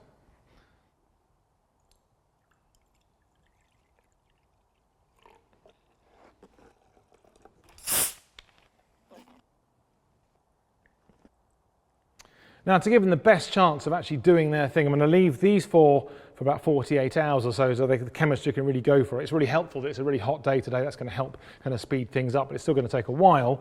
Now when it comes to the converters here, they normally actually do their magic in about 15 to 30 minutes. So I'm just going to paint on each of these other samples individually, and then while they're going off, I'll actually start working on trying to vacuum out all those bits and pieces from inside the tank.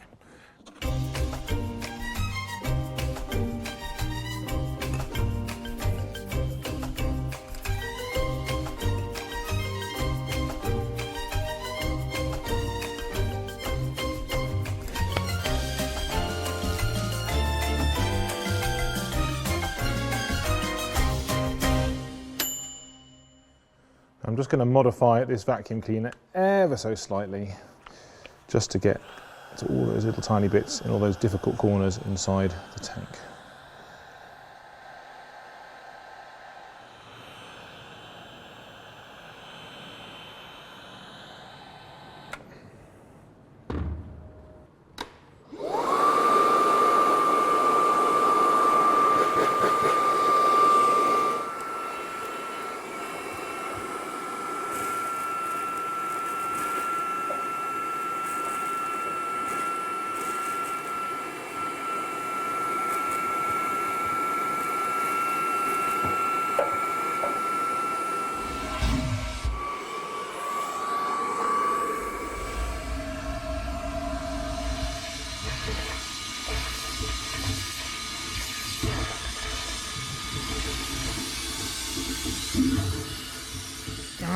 I'm going to need a longer hose.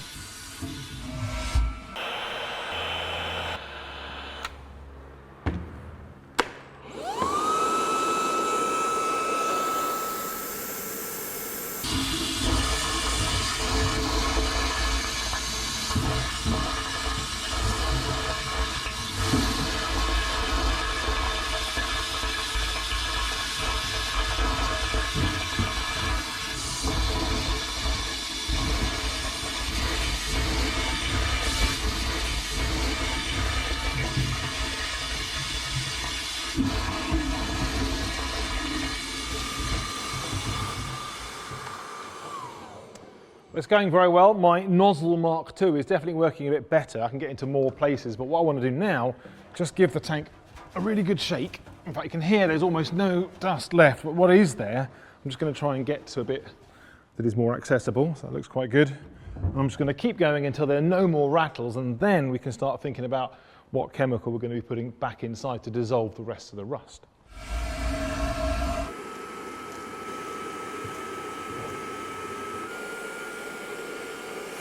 Even a little bit of gasket in there as well, that wouldn't have done any good.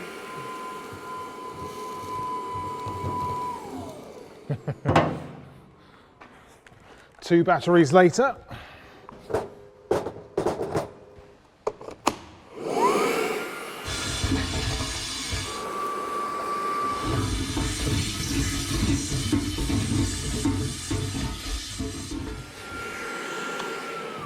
Right, I think that is pretty much everything, so I'm just going to give it a really good rattle.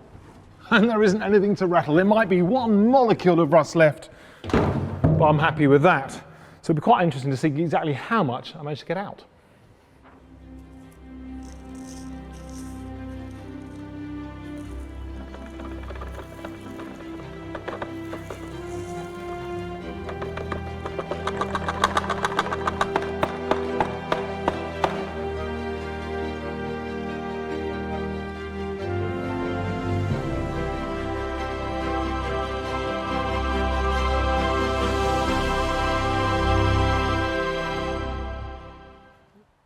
I'm just going to plug up these holes so nothing leaks out.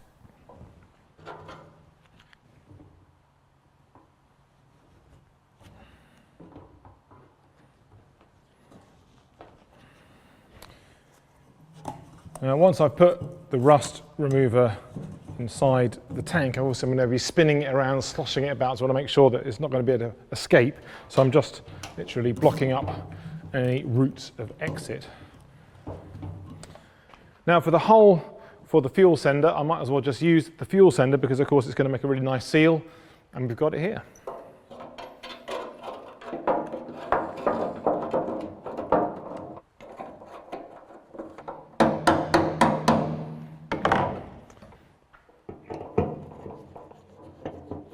So now just going to pop in a funnel so we can now put in our rust remover. And then to plug this hole, I might as well use the old fuel pump. Might end up a lot less rusty, but that's no problem.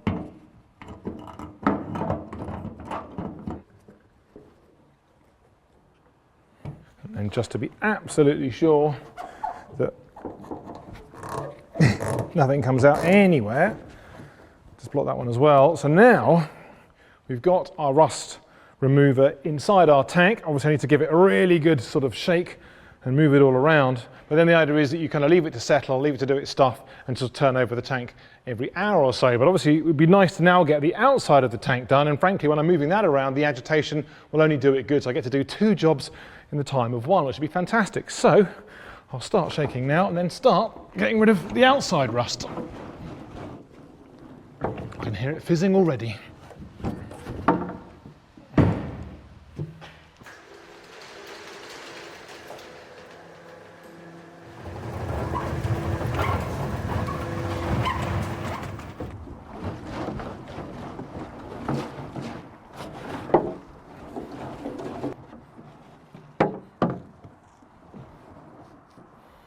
Well, it's such a lovely day, I thought I'd do some mess making outside.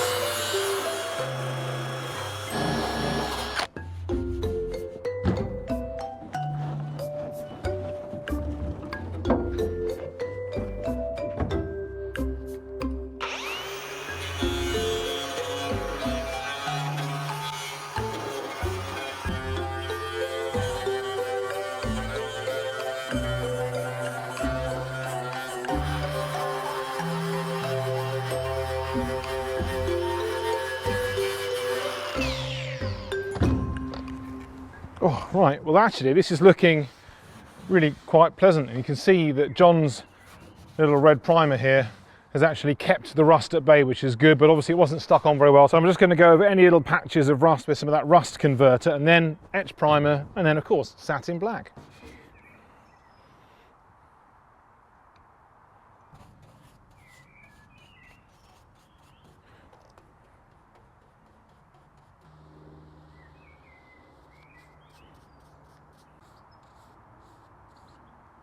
Right, well the rust converter is now nice and dry on the bottom of the tank, so another chance to give it a jiggle, and then I'll turn it around and do the other side.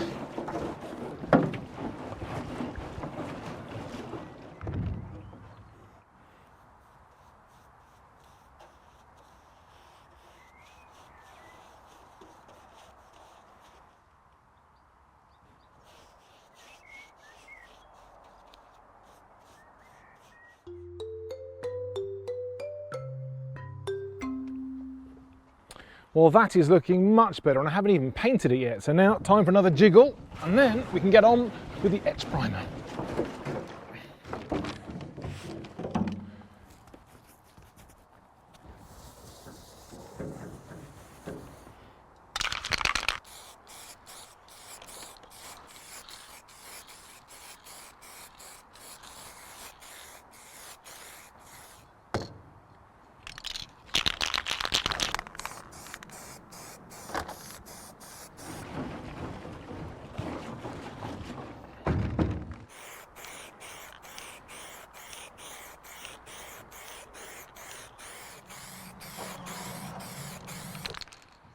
Well, now the etch primer's done, the tank is looking better and better, and now it's finally time for a nice top coat of course, satin black.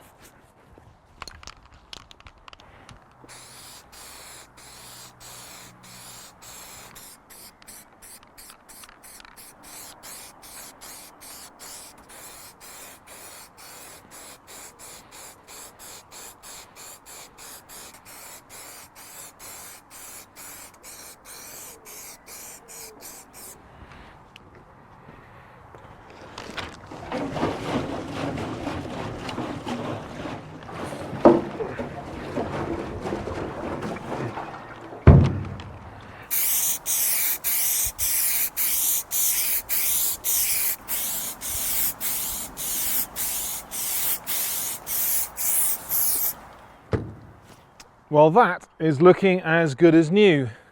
And just before it got dark, result. Well, the fuel tank might be looking lovely, but this definitely is not. Very, very far from it, in fact. But there are some good points here. First of all, the floor is actually in really good nick. It's dirty, but it's actually all there, which is quite a result on this vehicle. But also the chassis. It's actually, I mean, it's covered in rust, but it's only surface rust. Structurally, it seems like it's all good. And I can just tap away all over the place.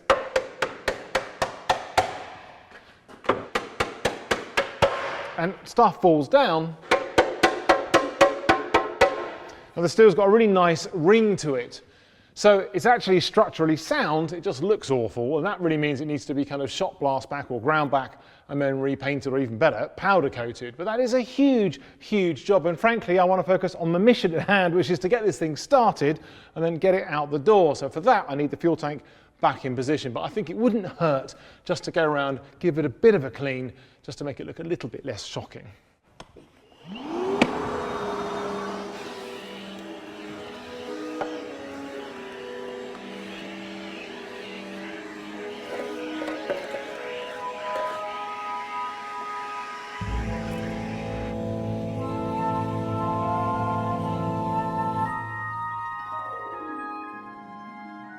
Aha, looks like I found John's stash of vintage filth.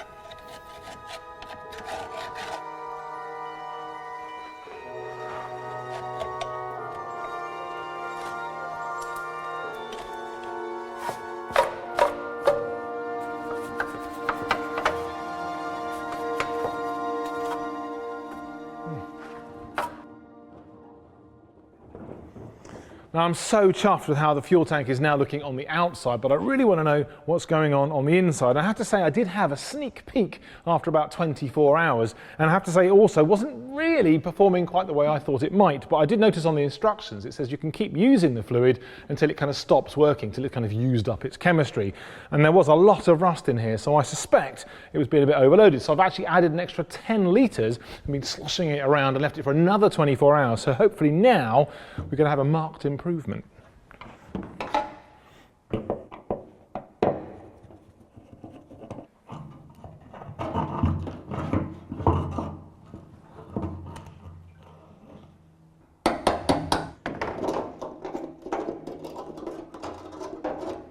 Well, that's looking a bit better already.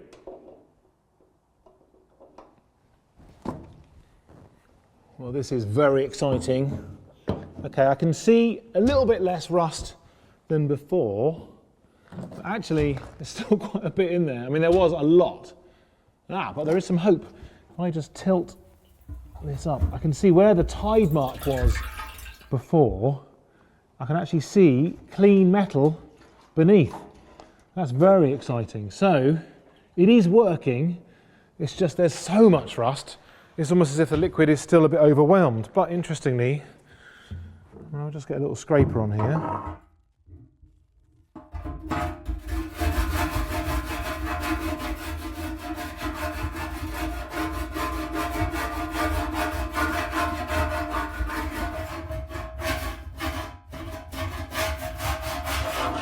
It's coming off really easily. But I can see just there where I've scraped a bit off. I mean, it's almost going back to good metal again. So clearly some mechanical agitation is going to make all the difference. I had a great top tip in from Tim Watkins, and he was suggesting just chuck in a whole load of wood screws and kind of rattle them around until the rust is gone. So definitely worth a try. Right, so I'm going to leave the liquid in position, just add a whole load of screws. So here we go. So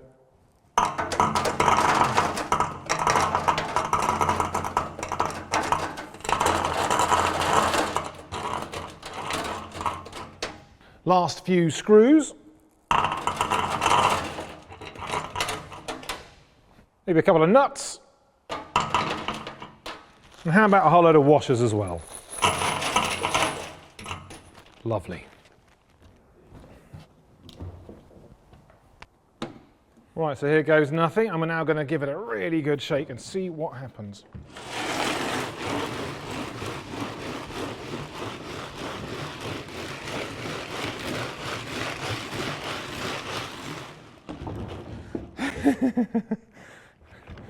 So let's see how we're doing after not even probably 5 minutes of hard labour, as it were. So I could definitely hear a lot of scraping. The question is there actually any scraping going on? Let's pop that over there. Right. Oh yes. Well, that is definitely very encouraging indeed. It's working. The scraping seems to be making a difference, but it's going to take, I would imagine, a couple of hours at least of proper hard shaking around to actually get rid of all the rest of those rust flakes. And I think really that job needs to be automated in some way, and I think that is perhaps a job for another day. Right, so while our fuel tank cleans itself, I've now got a chance to get onto these fuel lines on John's garden find Range Rover. Now obviously the plan is to try and get it to an MOT station and then maybe through an MOT test. But obviously for that to happen, I need to be able to get it to drive and get it out of the workshop. Now, so far we've established that the fuel lines are totally shot and they're also unavailable. So I needed to make my own, and I've kind of opted for conifer, which is a nickel copper alloy. And the idea is that this is obviously much more flexible than steel, but also it's not going to corrode nearly as quickly. So it's probably going to outlive the Range Rover itself. Now, when it comes to what I put on the ends to attach the hoses, I have a couple of options. I've got a little thing like this, which will have an olive inside, and you just pop that over the end of your conifer, and then effectively you kind of crush it down. That crushes the olive. We're making a nice seal, and then the bit the hose goes onto is this barbed bit on the end. But as you can see, they're quite chunky, and obviously I've got to have one on either end of each pipe. So before of those, they're going to be really hard to thread through anyway, for one thing, but also they don't look right. They're not really how it would have come out of the factory. So a much better option is going for a beaded end, just like you have on the original factory fuel pipes. So I've actually managed to get hold of a tool from the States, and it was worth the wait, believe me. Even though it's a very simple thing and it's relatively inexpensive, it's going to do a really nice job, hopefully, of putting this bead on the end of the pipe or on the end of the conifer, and then that way it's going to be much more like stock, and also hopefully it'll be easier to thread through. So my first thing is to actually try out the beading tool to see how good the bead is, and then use that to try and push through all the pinch points on the Range Rover chassis to make sure it's actually going to be easy to thread through. Right, first thing, just going to get my conifer. I'm going to start by just cutting a nice straight end on the end of that, just to be sure, because usually when you buy it, the first ends are a little bit raggedy. And with this little tool, I just kind of just crank the blade in, and the rollers sort of push back, and eventually you end up with a nice cut on the end. I mean, this is pretty standard plumber's equipment. Okay, so then, once I've got rid of that, then just use a deburring tool just to get rid of any burrs on the inside. The way that the blade works is pushing into that pipe, so of course that the burrs are going to end up on the inside. So just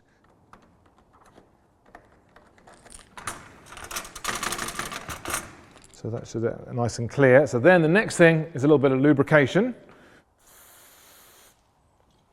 Right, so now we're going to get this little, you can see it's like almost like a little finger. That's going to be pushing on the inside of the tube, and these rollers are actually going to be supporting the other side of the tube, but you can see inside them there's like a little dip. So effectively that's what's going to create our bead.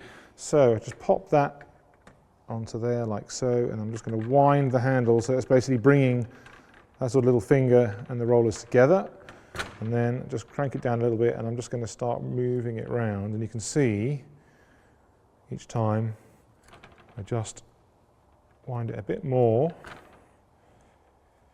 and every time I just tighten it up, it deforms the metal just a little bit more, and you'll see the bead starting to form.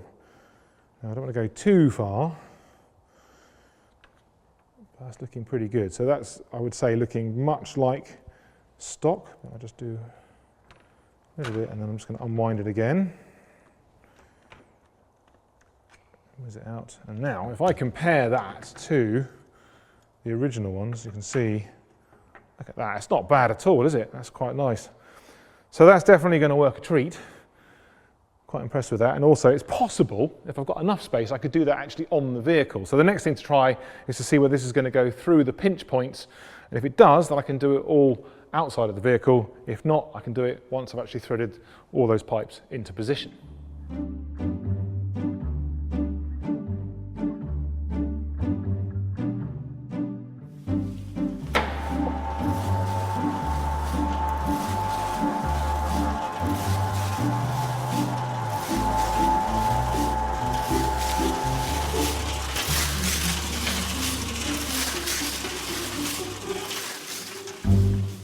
So this is the main pinch point that I'm worried about, the bit that goes between the body and the chassis, where those two clips are kind of one on top of the other. So what I'm going to try and do is just feed this through and see what the issues are. So I just get like kind of through the pinch point. There we go. And annoyingly, you can see my freshly formed bead is not going to go through because the pipe itself is about the perfect size for a replacement fuel line. Now on the side that's broken, you can see that that would be no problem at all, but of course I'll just try and push it through again. I think if I force that, you can see I don't think the plastic's going to give, I think it's just going to break. So really what that means is I'm going to have to put both fuel lines to sort of feed them through this pinch point into the back and then make the bead on the vehicle once it's into a sort of a free space. So I think the next thing I need to work out is exactly how much fuel line I'm going to need. Right, so the idea here is I'm just going to lay out the fuel lines so I can see exactly how long they were. Only catch is that when I was merrily cutting them, making them a little bit shorter just to get them out from underneath the car, I did omit to notice which one goes with which length. And they are ever so slightly different. So hopefully I'll just leave a little bit of extra and that should give me what I need to get everything exactly right. But you can see these two on the end here, one's got a funny kink in it and one of course doesn't, but also it's therefore a bit shorter as well. So what I'll do is now just use just a little bit of wire, and the idea is I'll just inch this along. So we'll start with a really long one, and I'm just going to literally run it all the way along. So it's kind of a little bit easier to handle than perhaps a tape measure. Go to there, and that one goes to here perhaps. Now this is this little strange sort of part underneath the car that seemed to be there for no reason at all. I've got one on both sides, which is kind of strange. So I think I'll accommodate that for now, just in case I do need to use that, but I suspect we're just going to try and find a way of avoiding that. Let's go to the end, and then this is where the pipes actually kink up into the engine bay and then kink further around as they then connect up to the manifold. And you can feel just by bending the pipe, it stops about here. So that is the length. I'm just going to mark that because you know how easy it's going to be to drop that. So just pop that about there. And what I'll now do again is now go on the other one. So now I'm just going to go straight from the end, but I'm just going to continue along. I could probably guesstimate a bit more, but to be honest, it's just nice to know that it's about right. And again, probably it's about there. So now I have my overall length. I can now start to unfurl the conifer and then actually then make sure that I've got just what I need. So here we go. I'm just going to just sort of try and get it to come out as straight as I can. And then obviously by the time I've wrestled it onto the car, there'll be plenty of opportunity to sort of straighten it or in fact bend it where I need to. So it's getting a little unruly at the other end.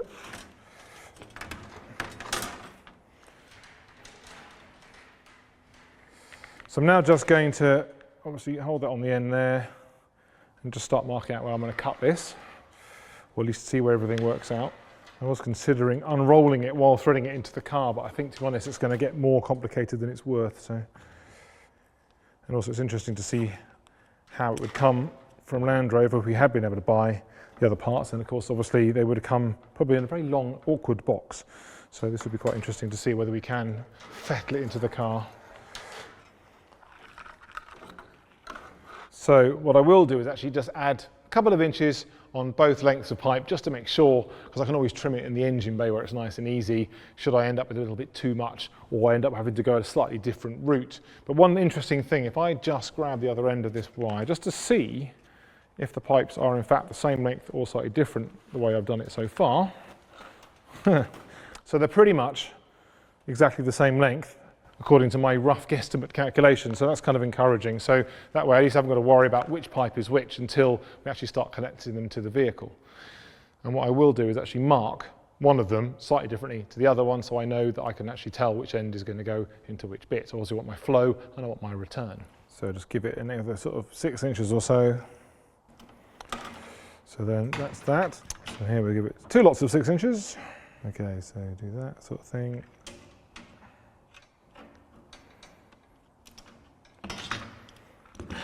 So we've now got our 2 lengths of pipe because I've already got my bead on my first bit of pipe, I think I'll do the same on the other as before. Just basically just get the deburr in there, get rid of any swarf on the end as well. And then this way I can have a bead on the ends that are going to go up into the engine bay because there's less restrictions there. And then of course the unbeaded end will be the bit that I shove down the back of the car and actually try and get some kind of joy once it's in position. Brilliant. Lovely. So before I actually just stick them together, I'm just going to draw a couple of lines around one of them so I can then decide which one's going to be sort of return and which one's going to be the flow. Do that on the other end as well. What I'll do, in fact, also, is obviously where I actually sawed these off, it was just at the same kink as they actually went back up into the engine bay. So I'm just going to mark that as well. But also I've noticed, of course, you've got the sort of pipe stopping about here and about here. So they're sort of slightly different lengths. So if I then put these together, and then because this has been screwed in, that's the one that's actually going to be the flow. So I'll pop that about there or so. And then this one is about here. So I'll then do that to about there. And then what I'm going to do is I'm just going to mark that as to where that kink starts. It's probably around here or so. I'm just going to take them together, and then this way I'm going to know roughly where they should start moving up into the engine bay. And I'm just going to do that all the way along. And I'll leave this end a little bit more open because of course this is going to have to go through that pesky pinch point. Well, that's all set, so let's get it threaded onto the vehicle. So just feed it through. Now, my next obstacle is that funny little bit of box section that didn't seem to serve any real purpose. Now, there's a real temptation to actually just feed them through there because it'd be very tidy, but obviously then the fuel pipes would then be part of the chassis and the body, and that would be a disaster. So I'm either going to go on the outside or the inside. I'll just see if I'll start with the inside, because that's where it used to thread, and see how that looks. I might move it to the outside if it's easier for the flow. Okay, actually it looks like the inside is going to be a bit of a dead end, so let's try the outer edge. That's going to be a lot easier to flow. I think that'll be better in the long run. So now got the fuel lines up on top of the chassis rail. And so now this is the pinch point that I've been worrying about, so I'm just going to try and feed that through. But once I've gone through that side, I then also have to then go over the top of the hump of the chassis and then through this old clip there where it's actually damaged, and eventually it'll get to the fuel filter. So we're not a million miles away. I'm just going to feed a slightly longer one on the back, which is broken, and then the other one, look at that, straight through, which is lovely. So now, unfortunately, now what's going to happen is it's going up, so I'm going to have to try and bend it as I force it. I mean, maybe the bodywork will do some of the work for me, but I might just give it a bit more of a wrench. I'm going to have to flush through the pipe because there's a bit of grit almost certainly going in there, but of course I need it empty or open at the end because I need to get through that very tight clip. Right, so I'm just going to drag these through. Let's have a look. Okay, so we get there. So I've just got to try and get through this clip right there. Getting over the top. Okay, so what I've managed to do is actually thread these fuel lines in between the kind of the strut, actually, or the brace that holds the floor and the floor itself. So I need to just go back a bit, maybe from the other edge, pull it through. So it's going very well, but it's nice and tidy, but not very useful. Let's try and drag it through at the same time.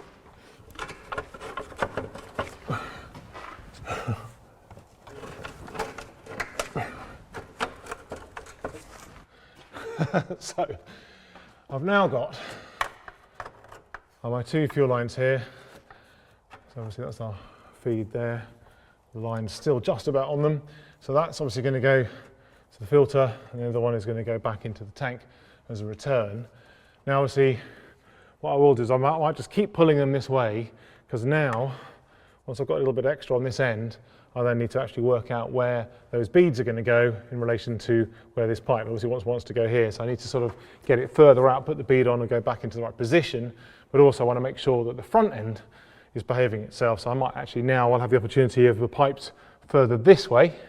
I'll then try and get the front into position, and just as it's going to go up into place, I'll then actually put the bead on at this end in the right position. So it's getting complicated, but we're getting there, which is good.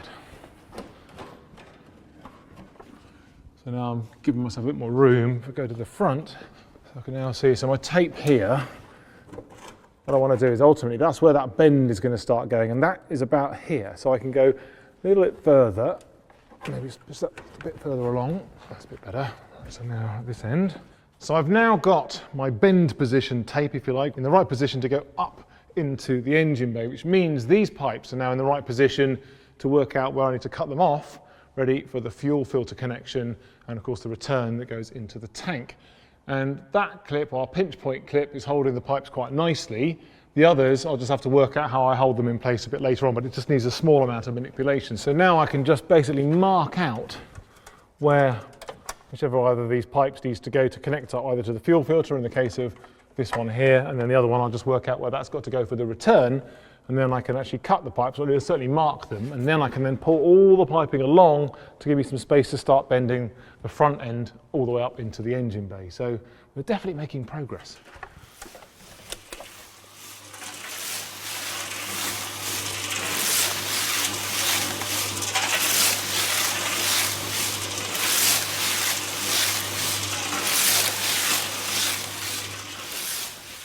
I just thought I might use the original fuel lines to give me a bit of a helping hand here. So if I just feed these over the top where they used to go, it's going to give me a bit of an idea where our new pipes have got to end up. So I know that this one here used to go into about there, give or take, and put that in like so. So I can see that the return, although it's at a funny angle, is about, I don't know, 25, 30 mil, just over an inch, sort of longer than the other one, so that's quite useful to know. And then, just as a frame of reference here, this pipe here actually sits right up in the top of the vehicle and then goes on to the fuel filter up there. So I think the main thing is I've now established that that has to be a little bit longer. So what I'll do is I'll just get a pen and mark those out. Might just try and mark it in from the behind as well. Now I've got my marks on my two different pipes, and again, because this one is my, figured I'll put the double stripe on there again just so I don't lose it when I cut it down. Right, so now I have a rough idea of where I'm going to cut my pipes, just to be absolutely sure, and I'll give a bit of attention to the front end of our fuel lines, and I'm going to actually feed the pipes further back and then kind of like sort of bend them up into the engine bay and try and get that masking tape bend point into the right position, and then sort of double check everything before I do any real cutting. But I'm still going to have to shuttle it back again and then go forward again. So it's a bit of faff, but I'd rather get it right than end up with some fuel lines that are too short. Right, so I'm going to try and now feed this backwards, if it'll behave. Right, nearly. So now I've just got to get these little tips through there. So maybe a bit more. Oh.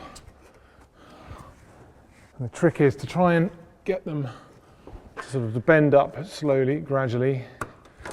There we go. That's good. We're getting close.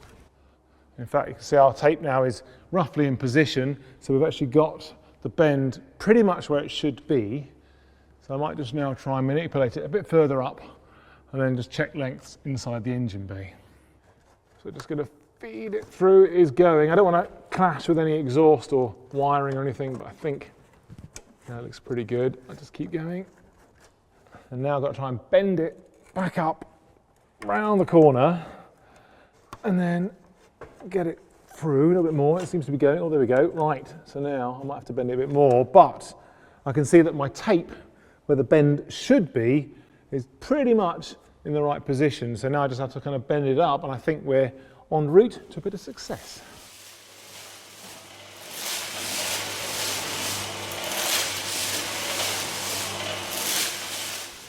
Right, so you can see now these are sitting nicely against the bulkhead there, and they look about the right length. But just to check that, I'm just going to bring in this original flexi pipe and pop it into position, and you can see there that it's looking good. We've got about put them exactly the right length there, which means now I know that that's okay. I can actually go and cut where my mark was. Right, so now I'm happy that the front end is in the right position.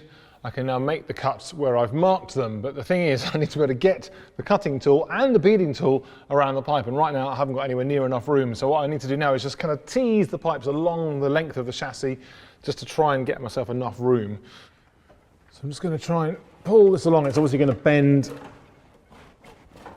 the tubing at the front a little bit, but that's okay, this stuff's quite flexible. So I just need enough room to get my beading tool to get all the way around that piping. So first up, I'm just going to do the cut here. So this is our return pipe. Just rotate it a few times, tightening, so every revolution or so. You can just feel the metal kind of giving way as the blade cuts through. There we go, fantastic. So just get the deburring tool in there. Give it a bit of a spray. And then get our beading tool in position. So the thing is with this, obviously if it's a little bit difficult to move, we can just back off how much you're trying to bend in one go. It's a little bit stiff, so what I might just do, add a little bit more oil into the mix. Right, so that is that one done, I think. It's looking pretty good. So now we just do the other one.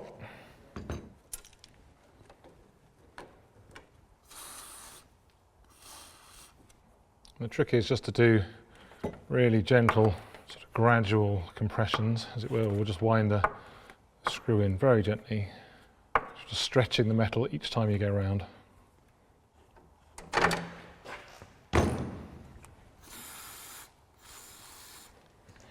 Right, so now I've got a bead on both of my pipes. I now need to get them back into the correct position to connect up to the fuel filter and the fuel tank, which means I have to slide the pipes along the chassis back towards the front. But now I've disturbed the front, I should double check that I'm actually kind of guiding that back up through into the engine bay. So a bit of wiggling at this end, and then a little bit wiggling further down.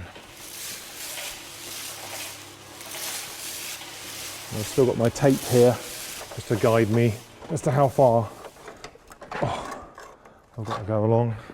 It's being a little obstinate, but that's fine. So we're nearly there, so just double check at this end again. So just then feed that through up there. So now I've got the tape just where I need it on that bend. Right, so now pipes are pretty much there, but if I actually look, I'm just going to jiggle it backwards and forwards a little bit just to get enough of the existing hose to connect onto the pipe. That's pretty good. So we can now start attaching it, but of course obviously looking at the state of this fuel filter, could do with replacing that as well.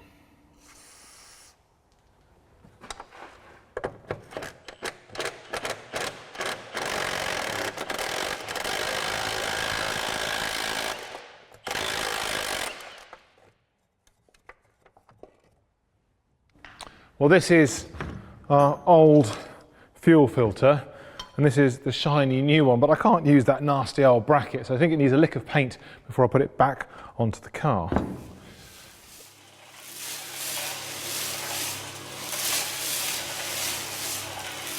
Now this is looking much better. A bit of satin black has done the magic again. I've also thought I might as well treat it to a new bit of hose and some more clips. So first thing, I'm just going to pop on the hose to the filter. I'll just then do up the clip as well, like so. It's good. So that sits like so on the, no, it goes that way on the vehicle. So I'm just going to pop it onto there. So I'll even go to the trouble of a new nut and bolt as well. Now I know it's going to be really shiny compared to the rest of the car, but why not?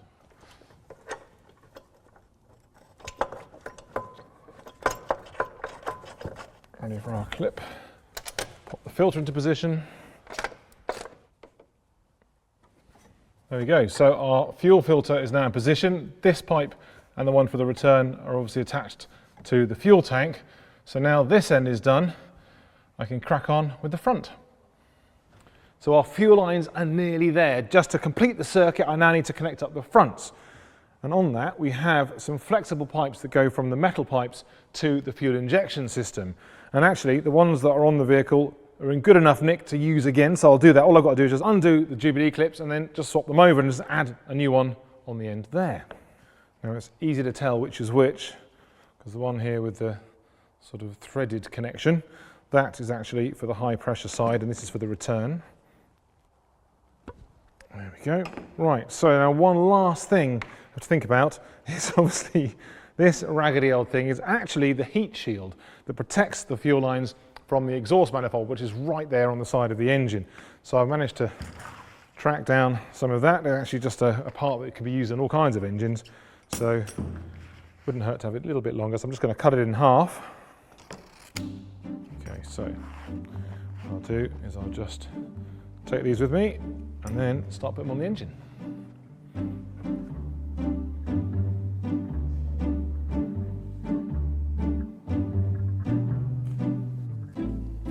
Feeling I've gone past our freshly made bead. Now I can do up the Jubilee clip.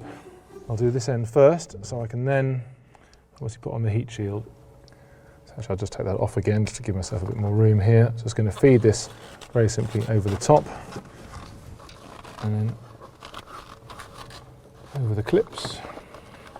And then this way at least it's kind of back to factory and also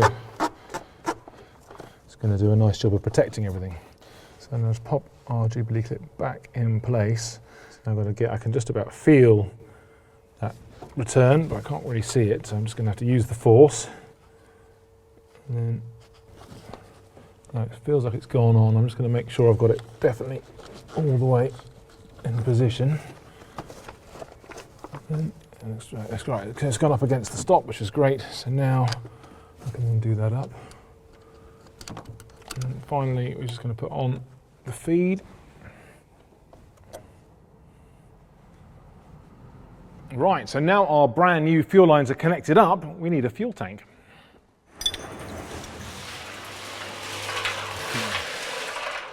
Well, ever since I mentioned that I was going to come up with a way of automating this, loads of you suggested a cement mixer, so here it is. Now obviously, because the tank is so big, it wouldn't fit inside the cement mixer, so I had to contrive this apparatus so it could actually hang off the front safely and for a very long time. Now because obviously all those bits and pieces inside are actually spinning around, I thought I might as well just get rid of kind of any extra bits we didn't need, so I've just cut off that old sender and also got rid of the rest of the old fuel pump as well. So this thing has been spinning for just over 12 hours or so, and I am itching to find out if it's actually done the job. Has it stripped away any excess rust that's inside our tank? And obviously the only way to find out is to get inside, and before I can do that, I need to drop the fluid. Just snip off cable ties. Okay, right, and the glove. Done very well. So the trick here is to get it into the container and not over the floor.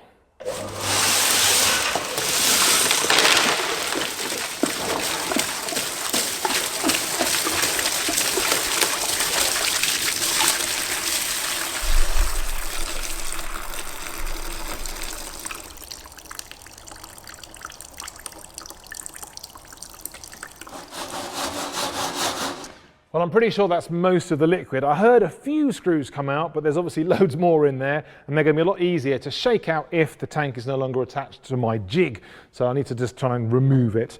But I think the first thing I need to do is just get it into the right orientation to rest on my bench.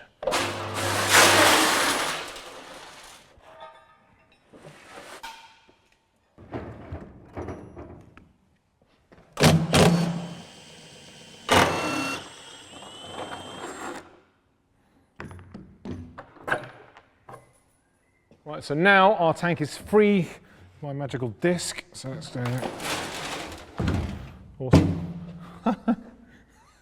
Now that is a classic. Many, many hours ago, I popped the light in there so I can work. And it's a little worse for wear, but it's still working, which is quite amazing. A little bit dusty. That's brilliant. Quite literally. You know what, I can't wait to see what's going on inside, so let's just get in and have a look.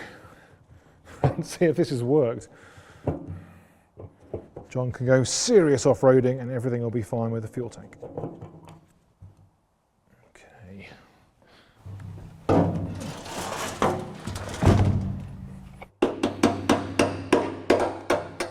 Oh wow, oh that's much better.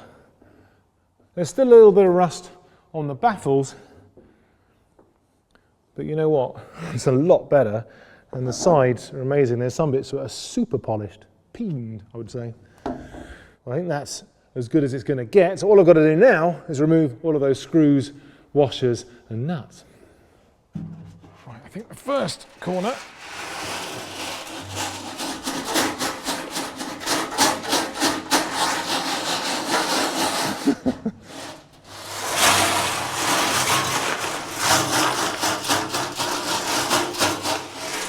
still definitely loads in here.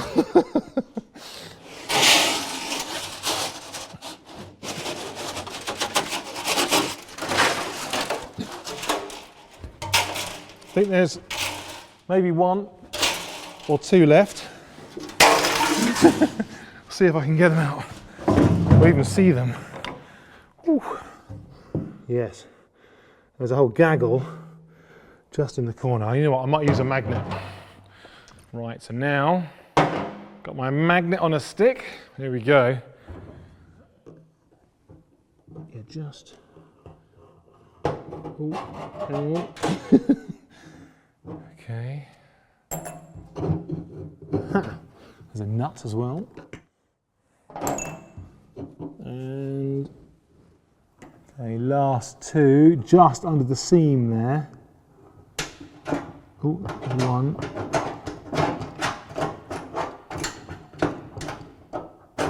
There we go. Look at that.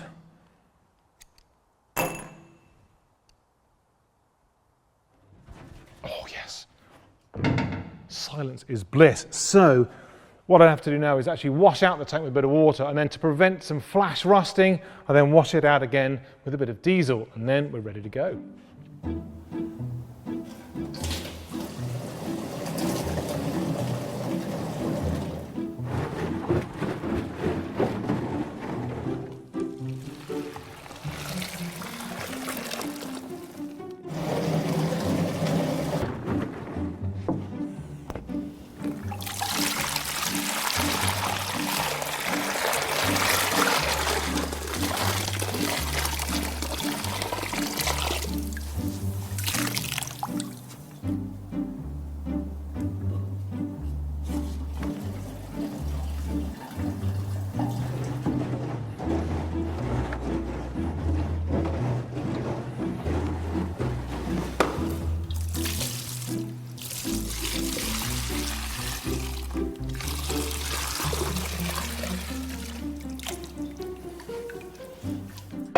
Right, well there we have it. So we have removed the rust from our tank, we've washed it all out, we've then given it a nice coat of oil on the inside so that fresh new metal doesn't have a chance to go rusty again before the tank is filled with fuel. And considering where we started, I'm actually pretty happy with our end result. Clearly, the more time and effort you put into this, the cleaner and the better the result might be. So if John wants a really spotlessly clean interior of his tank, he now knows what to do. Now I think on balance, as fun and as interesting as this experiment has been, really, if you're able to, perhaps buying a new tank might be the way to go. Thanks for stopping by the workshop. If you enjoyed the video even just a little bit, then click like. If you hated it, well then click like 3 times. Also remember to leave your thoughts and your questions in the comments. And obviously we'd love to see you again soon, so please remember to click subscribe if you haven't already, and click the bell for notifications of when the next video is published or when I have some intriguing news.